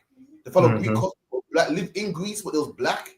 What do you think the book of Colossians is about, man? Colossians in Greece. Wrote the book called Romans. The brothers were Romans. There was black men living in Rome. And that was the beef right there. That's the Jew and the Gentile. That's the Jew and the Greek right there, man. These brothers that were black but lived in Greece. Helen was like that black man, a Jew that made Greek his tongue. Come on. And with it, often adopted Greek ideas and practices. What again? And with it, often adopted Greek ideas and practices. There you go. And not only did they speak Greek, they adopted Greek ideas and practices. Meaning what? Right. If you got Greek ideas, that means you worship Zeus. And Poseidon and Mars and Jupiter, and that means you dress like them as well. You dress in the Roman toga, and you act like a Greek person. Not only did they speak Greek, they thought there was Greeks. They dressed like them, adapted the customs, and these are the men that Paul came to save, man. Go on, sis. So okay, how do you know? Like the regular Gentile. How do you know what the Bible talk about? If it's like one of us or they talk about the brothers that are Greek in there. It's in the Bible dictionary saying that the Greeks are. These are the Greeks talking about. When you get a Bible dictionary, you can look at every word in the Bible. And this word Greek here, what's the number for this word Greek? So, yeah, if you could check. What's the number? What's the Strong's number? If you could share it on screen as well. Take your time. You can share what's the code of Alban? Blue letter. Can't one can't say can't select. If you need help, let me know. I can do it for you.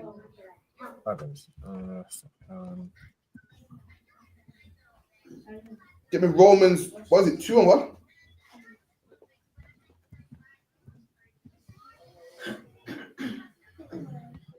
If you can pull it up and demonstrate it nice and slow for the classroom, let them know what chapter you're in. Get the word Greek.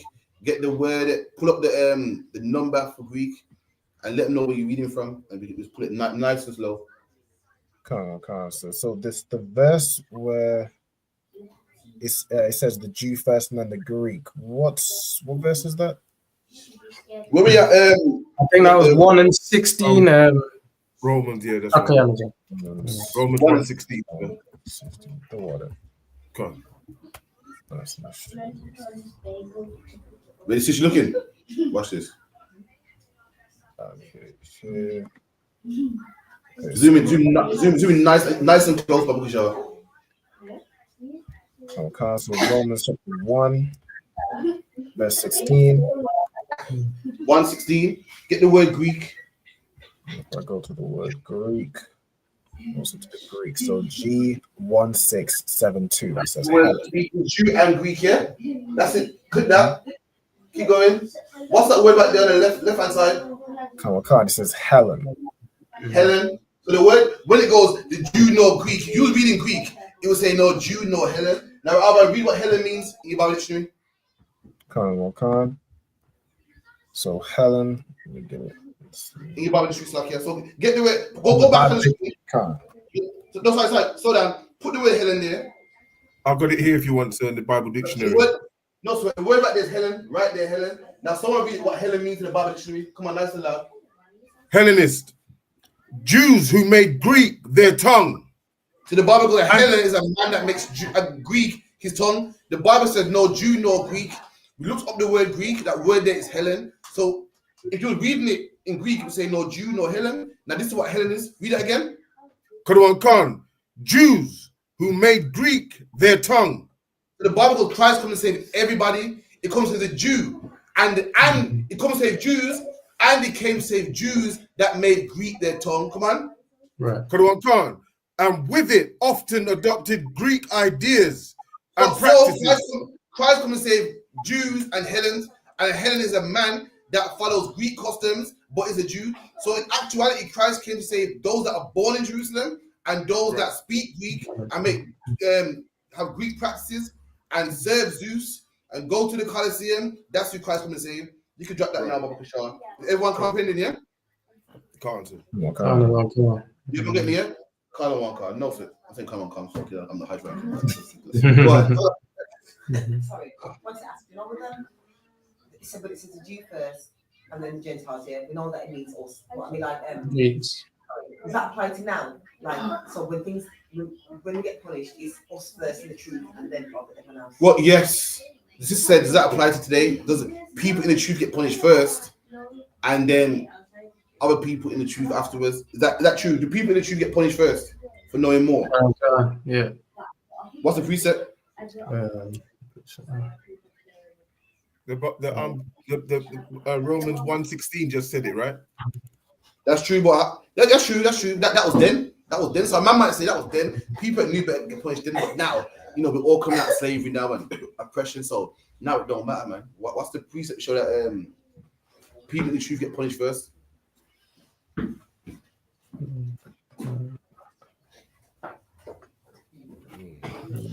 Give me first Peter 4:17.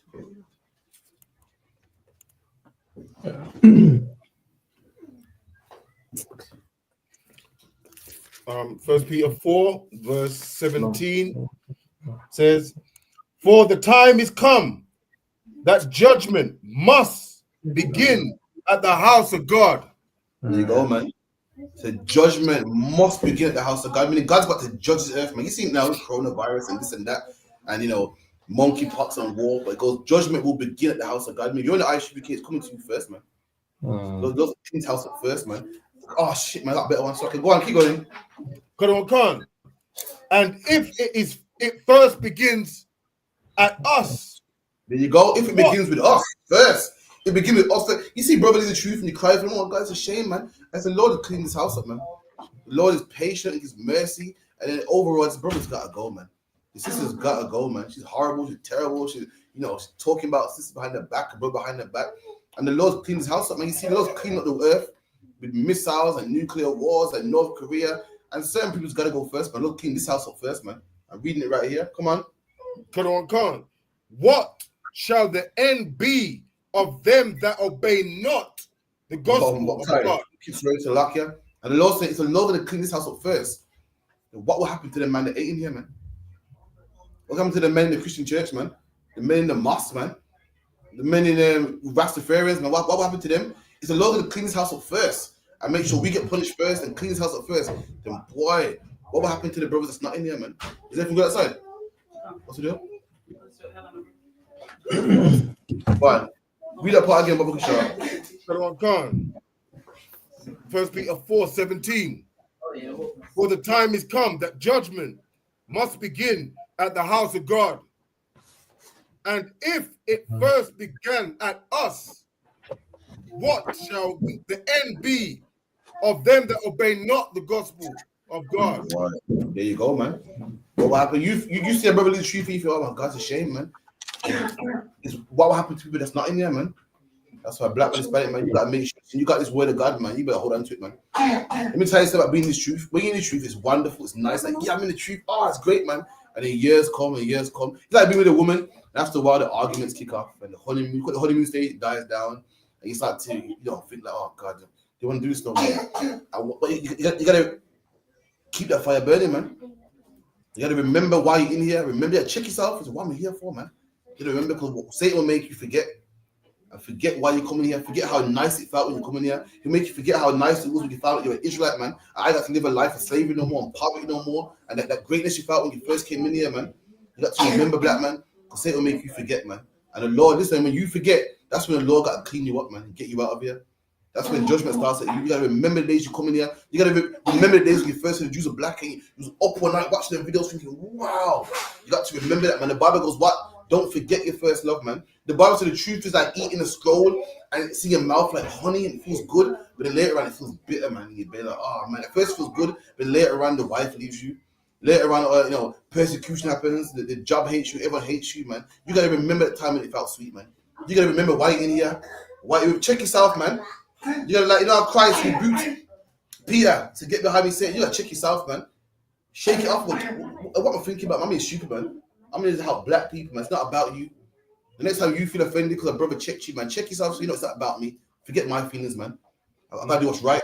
I'm out here to help blacks. I'm getting out of bed, because I help black people. Forget my tiredness. Right. I'm not out here because Karaf said to put in, because Karaf is mean and he wants me out there in camp because Karaf wants me out there in the cold. Karaf don't want you out there. If up to Karaf, yeah, you'll be in your bed, man. But black people need us, man. You gotta check yourself. And remember that them camps that you saw for, wow, powerful, man. Remember that I gotta give that to next man. And next woman, people gotta hear this, man. Remember why you're in here for, man. Someone get me that, man. That the forgot thou first love in Revelations, man. Baba Kushar. Whenever you start to forget, man, I feel, oh man, it's not cut out. What? It's not. What's the word? It's not cut out. What? It's not cut out. What it's meant to be. Is it Revelations 2 verse 5? That might be the one. Remember, therefore, from whence thou art fallen. And repent and do the first works. It's like you can read from verse 4, Brother Bashar. Sorry, go on, man. You can read from Revelations 2 and from verse 4. So I have 2 and 4, Brother Bashar. Revelations 2 verse 4. Nevertheless, I have somewhat against thee, because thou hast left thy first love. And that's the truth, man. When the Bible calls it your first love, meaning at one time you left your first love, meaning at one time it was your first love. It's all you cared about, man. It's all you wanted to hear, man. You used to piss your family off, talking about Bible stuff, man, and talking about, oh God, about your first love is all you cared about. It's all on your mind. You wake up in the morning, you was watching them videos. You used to bother your uncle, your aunts, your nieces. You're like, sick as evil, you like stuff, man. If he talks about Hebrew Israelites, this is comment one more time, I'm gonna go nuts. But now, you've been the truth now. You left your first love, not your first love anymore.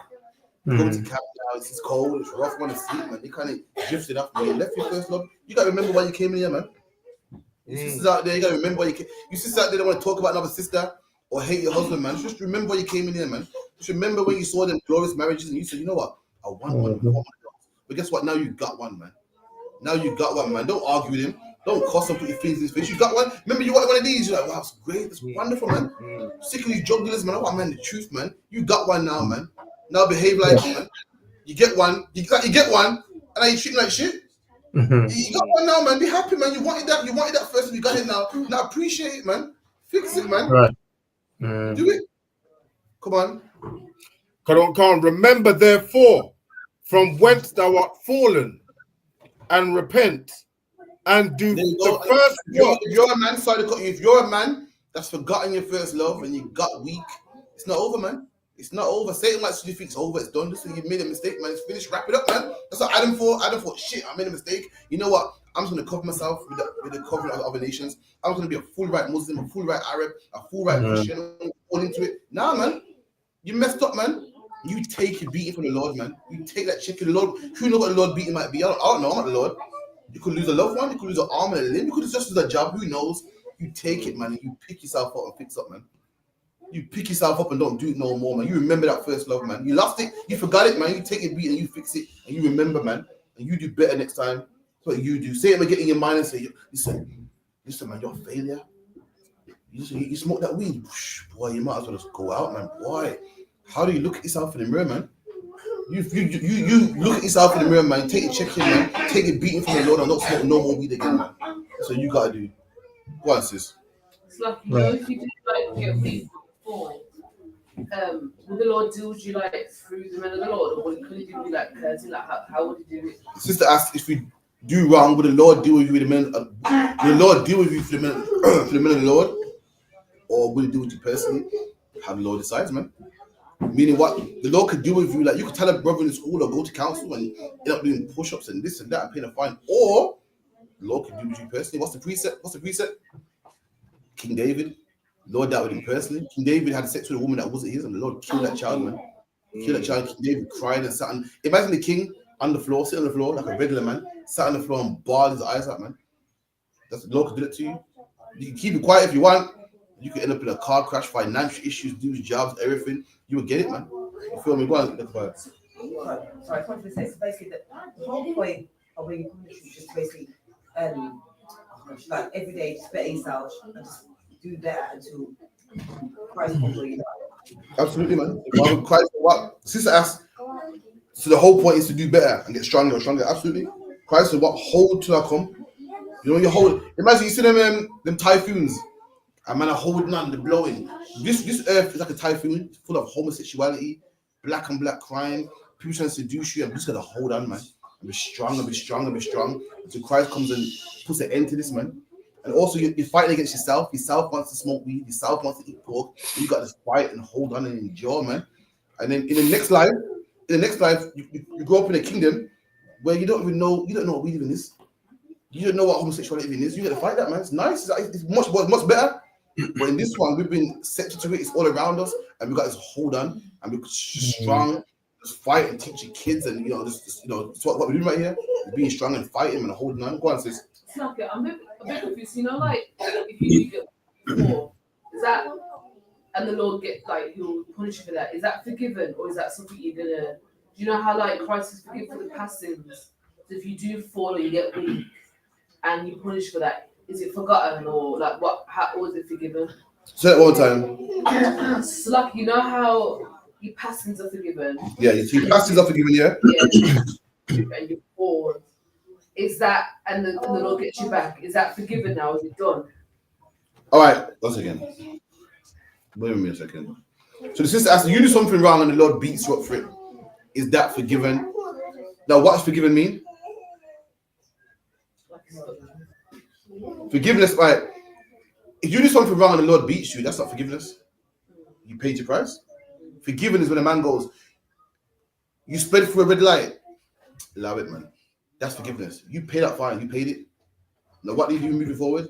You felt the pain. Your pocket is £60 lighter. It's rough. You're not forgiven, though. You paid your price. Now, what do you do next time you speed again? If I speed again, so yeah. What a greater fine. There you go. So what you do, not speed again. Exactly. That's what it means. So you don't be forgiven. You got beaten for it. Forgiveness means you did something wrong and you should have been beaten for it and you never. Feel me? Someone give me like you said.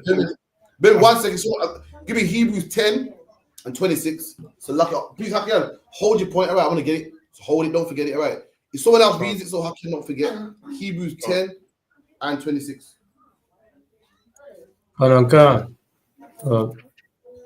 You got it, Tafa?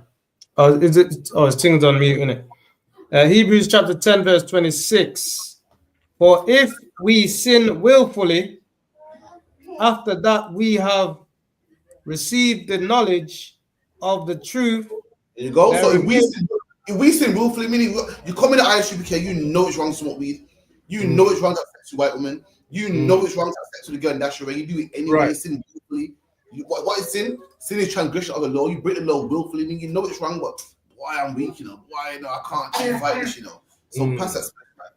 They'll pass that man's woman, man. You sin willfully, even though you know the truth of the Lord. You know what happens to idolaters and adulterers and weed smokers and pork eaters and all them type of things there. Come on.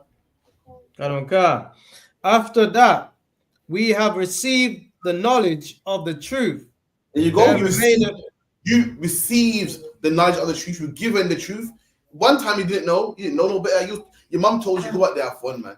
Go on, son, man, go have fun. You know, you got to do all this. You got to get it out your system from young. That's what we talk about, mom and our dad and our uncles. But now we know the truth, man. We know you can't get it out. There's certain rules you got to live by, and you do it anyway after you receive the knowledge of the truth. After you come and sat in these chairs and watch these classes online. Come on. I don't care. There remaineth no more sacrifice for sins. And there's no more sacrifice for you, man. See, when you didn't know, the Lord was a sacrifice, man. The Lord said, you know what? He didn't know about all this. Kill me instead, man. He didn't know it was wrong to be a homosexual. Kill me instead, man. But now you know better. It don't sacrifice for you. Someone got to pay for this. Come on. I don't care. But a certain fearful looking for of judgment. There you go. There's no sacrifice. Listen, if you disobey the Lord and you knew you shouldn't have done it, there's no sacrifice for you. But this is what it is for you. This is what it is. A fearful looking, man. You brothers know, man. You done something you shouldn't have done. You got beat one time. You know what I mean, or whatever. Which I don't applaud, man. You shouldn't do, man. I don't want to hear of, man. I'll make sure you pay for it, man. They're fearful looking, man. Man's thinking, shit, bro. Is my brakes okay? My car, I want to motor in a minute. Yeah. I'm a fearful looking, like, boy. I've done that, you know. My brakes good. I'm on the motor journey. My brakes are too wild. That's what it is for you. They don't sacrifice for you. They're fearful looking. You're looking out. Shouldn't have wind on that. How might that be at the club, you know? You're thinking, I wonder if, you know, I'm across the road and the car let me down, man. That's what fearful looking, man. Come on. I don't care. But a certain fearful looking for of judgment. Judgment. The Lord got judgment ready for you, coming for you around the corner, man. And not only the judgment coming for you, looking out for it too, man. You know you done wrong. You know, like a child here that comes home late, sneaking in the house, looking out for his mom, thinking, rush the cash, and sneak to his bed. That's what you get, man. That's what you have for you. What the Lord's saying, basically, if you disobey the Lord after know the truth, you are going to get punished. You're going to get beaten. They ain't know. You didn't know, so let it slide. You're going to get. It's coming. He'll forgive you. Like, not forgive you, but we move forward. You can be the truth still, but you're going to get beaten for it. What might happen to you? I don't know. The Lord sees fit. David lost his son. Brothers, other men lost their life for committing adultery. How other Lord sees fit. You better pray that the Lord gives you a beating that you're still alive. The Lord, you know, you have one arm and you can live the rest of your life, or you know, you get paralyzed, or you lose a job, or lose your wallet, or lose your wife, or lose this. Hopefully, it's one of them, which is rough, but you can live. Because sometimes the Lord has enough with you and you lose your life, man. You can't come back from that, man. You just got to hope it's that, man. That's what I'm saying. Any more questions? Can I just add to that one? Come on. Because it just reminded me of when I used to go home late, right? And I knew I was late. And I knew when I get in, I'm going to get way up. My mom's going to deal with me in a different way. And it was the fear of knowing that, I'm late, you know. I'm going to get beaten, you know what I mean? Is that same kind of concept, right? Same kind of concept, man. It's mad. You're late. Imagine you're late to go home here, and then everyone looks like. Imagine you see your neighbor and it looks like your mum. There's more. Your face is more to your mum. You're just looking out for you, raw. Like sin. At the time, it feels good. It feels sweet, man. And then Satan leaves you. You think, oh my God, kicks in. Yo, I'm in for a beating. That we just smoked at the time. Oh, I'm good, man. And when it dies, you think, oh my God, what have I done? Satan will get in your mind and convince you that something is right. When it leaves you with the guilt, thinking, what have I done, man? This ain't me. So lucky go on, sis. So could you just break down? Oh God, sorry. Verse 28. Just after what we was reading. Verse 28. Read verse 28, Baba Kashar. So, Misa 28. You was reading Slakia 28. Is that Hebrew? Slakia. In Hebrews, right? Khan, I got it. He that despiseth Moses' law died without mercy. On the that's what you want. So read it again. He that despised Moses' law died without mercy on the cheek. Right, so this is a good precept for you Christians. Christians make it like, oh, the God of the Old Testament is rough, but I got Christ. Christ is all loving. He understands. He knows it. Christ is more softer. This scripture saying the opposite. This scripture saying that any man that disobeyed Moses, the Old Testament, died by 2 or 3 witnesses. Meaning what? A man must say, yeah, he has sex with a woman. They get another witness to make sure that, his man ain't lying, or to make sure his story checks out, man. It's called cross. What's it called again? Shit. What's it called in court? Examination? Cross-examination. That's the one, cross-examination. I saw him, he had sex with her, he wearing a blue t-shirt. Oh, is that right? All right then. Mr. James, what did you see?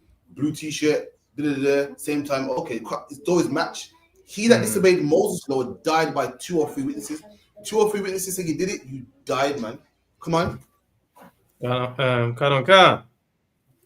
the 2 or 3 witnesses of how much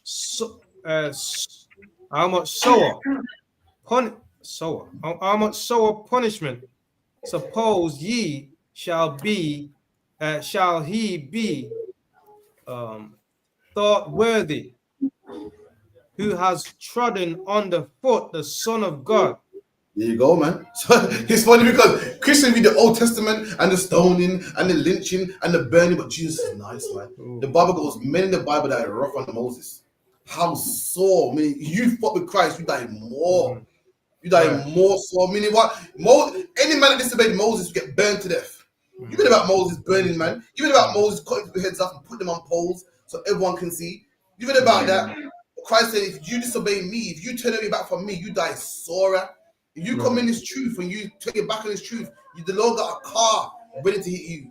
The Lord got AIDS for you. The Lord got monkeypox for you. You die worse if you disobey the Lord, man. Shit, you scared of Moses. If you Moses was like, you better serve Christ, man, even more. Christ is better than Moses, man. You're talking about here because the Old Testament was rough, but the New Testament is nice with Christ. Jesus loves the children. Maybe the scripture in Christ said, "Be the children unto me." People, Christ loves the kids. I love the children. In the Bible says, "You disobey Moses, you died a hard death. You disobey Christ, you died a worse death, man. Even more worse. If you don't believe me, look in the AIDS ward and find out, man. Look in the graveyard and find out, man. For anyone that don't know, AIDS is cancer is a murderer, man. And God did that for people that don't want to listen, man. Don't want to agree, man. The people, the cancer patient out there, you got a family member on cancer, and you see him in the final days, you can't even recognize him, man. And God did that to him. Have more shriveled up, an unrecognizable face or sucked out, man. You hear about AIDS, God did that to him, man. You read about black crime, and your son, who's 18, who ain't even lived yet, get gunned down. You watch him die in front of you. God did that, man. And that's because we disobeyed Christ. You think Moses was bad? You better watch out for Christ, man. The things we go through Christ is more worse, more so when you disobey Christ, man. Read that one more time, Baba Kashar. Of how much sorrow, how much punishment, can. So okay, let me read it again. Of how much sorrow. Take your time. Sorrow punishment. Slakia. You rushing it. Sorrow punishment. For the top. Saki, read that again. He that disobeyed Moses' law, come on. From 28. Can. He that disobeyed Moses' law died without mercy under 2 or 3 witnesses. So he that disobeyed Moses' law died without mercy. No one cried for him. No one said, oh my God, it's a shame. Imagine today, yeah, a man that shoots up the block and sells drugs, he dies and everyone's sorry, he went to heaven. Imagine everyone goes to heaven alive. Everyone got candles with flame and teddy bears. Oh my God, that angel wings. King Von's dead. King Von boasted about killing people. He's dead right now. And in Chicago, there's a mural of him with wings and shit. Tupac with wings, Biggie with wings, and then the Bible goes, if you was a man that was a sinner, you died without mercy. Ain't no one back island. Right. Ain't no one cried about you. You're dead, you're forgotten about, and that was that. You're not famous. Nowadays, you're a wicked man, you're famous. Everyone talk about John Gotti and Al Capo, and I'm this. Everyone got named after mob stars, and I'm Big Meech and all that stuff. Everyone wants to be named after bad man. In Christ's day, he was a bad man that died. You died without mercy. No one cried about you. No one burned candles to you. No one poured liquor out for you for the dead. You died without mercy, man. Come on. Right. Can. Of how much sorrow, punishment, suppose ye, shall he be thought worthy, who has trodden underfoot the Son of God. There you go. And if you come in the truth and Christ died for your sins, you say, I'm gonna smoke weed anyway. You get Christ, you trample him, you step on him like, oh man. What he done, he died for blacks and Hispanics, man. He died and was naked and lynched and embarrassed. So you say, yeah, he did all that for nothing. You trample him underfoot. So if you die sore without punishment, under Moses, Christ saying, listen, you disobey me, you're gonna die a worse death, man. Small sore punishment, man. Right. And we do it, black man, Hispanic man, we die every day, man. Do you know, yeah, for a black man, for the black community, it's common to lose a son to gangs and drugs and violence. You know it's common, in it, whether it's Jamaica or America. Do you know, yeah, if a woman loses a husband, she's a what?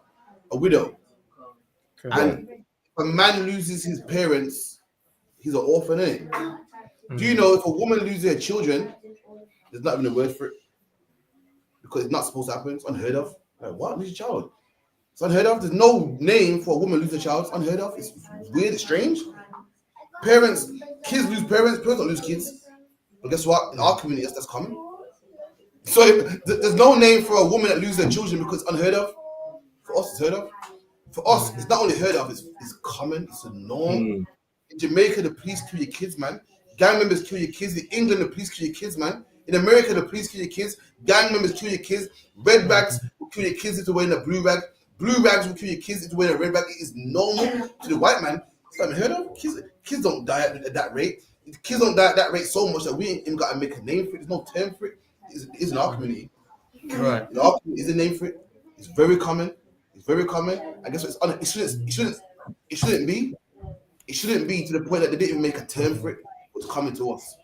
For us, it's so common. It should be, and that's a sore death that we die because we disobey the Lord. Any more on that? Got 4 minutes left. I didn't get to my topic. So luck, yeah. No problem. Go on. Okay. Yeah. So, sorry. Go ahead, Rob. To that point, Salakia. And has counted the blood of the covenant wherewith he was sacrificed an unholy thing, and has done. You counted the blood of the sacrifice like an unholy thing, like it's nothing. Christ went and died for us. I thought that, man. I'm going to one challenge him, and the blood that he shed, like it's an unholy thing. It's nothing, man. That's what you do, man. You hear the truth and still smoke weed. You steal the truth and still be a whore and a crackhead, and just disrespectful, man. Imagine, you got a son, and your son wrapped up debts in your name, and what do they call loan sharks? Loan sharks was out there ready to kill him, man. And you go out there and you tell the loan sharks, you bargain with loan sharks, and loan sharks don't kill him, man. And you work 4 or 5 jobs and boss your ass, man. Take out loans in your name to get this man off debt. And your son goes out there and says, thank you, Dad, man. Thanks for the loan sharks. It asks me no more. You help pay my debt. And he does it again. You've been pissed, like, all this for nothing. And that's Yahushua. Yahushua was naked, man. Naked and beaten and carried a cross and died for niggas he don't even know. For you to go, yeah, coming to the truth is good, but why this weed's too good, man. I hear what you're saying, Yahushua, he died for my sins, but why, man? I'm gonna get high, man. That's what you do. You trample it underfoot, man. You're like, no, mind them, man. That's what you do. Any questions for one more? Come on, one more question for wrap up. So, any question? No, I was just trying to read the ending of Revelations 2:5, where it says, and will or else I will come unto thee quickly, and will remove thy candlestick out of its place. Except and the Lord saying basically, listen, you better repent before I kill you, man. I'm gonna remove your candlestick from out of this place. That's another, a black man taught. Black man got, imagine if I want, black man got so much worse for killing you. Yeah, man, rob him out, Right. In this case, the Lord said, I'm out your candle. Imagine you got a candle and there's a flame on there. The Lord said, I'm gonna out your candle flame. I'm gonna kill you, man. I'm gonna put another one. The Lord uses what? I'm gonna take your name at the book of life. I love that one, man. Meaning, imagine the book of life. In this book is everyone that's alive. I'm gonna rub your name out of this. Meaning you're dead, man. I got a book of life. Meaning everyone's name in here is alive and living. If I remove your name from the book of life, I'm gonna kill you, man. The Lord got many ways to kill niggas, man. That's how you rappers are today. You rappers got the spirit of Lord, man. You just rhythmic and poetic, man. You're gonna get got. I'm gonna drop him, man. I'm gonna, rob him now. This the Lord saying here, I'm gonna put out your candlestick, man. When you got a flame that's burning, I'm gonna put it out. I'm gonna blow it out, man. Meaning you're gonna die. Meaning repent or I'm gonna kill you, man. That's what the Lord saying. Any more for wrap up? Yeah, I'll say. All right, no sweat. Who's the highest ranking here? So with that, I'm gonna hand it over to Priest and Prophet. Officer at Zap one. Zap, if you could just bust sleep, but shot for the bro. Oh, this is okay.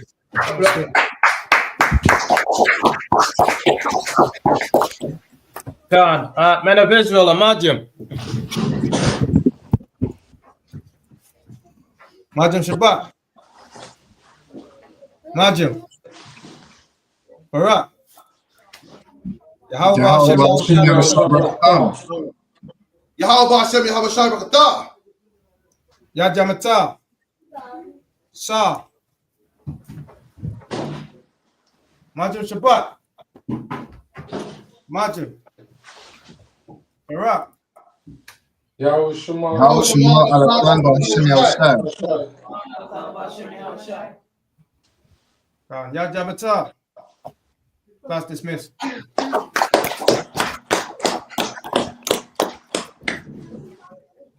Yes.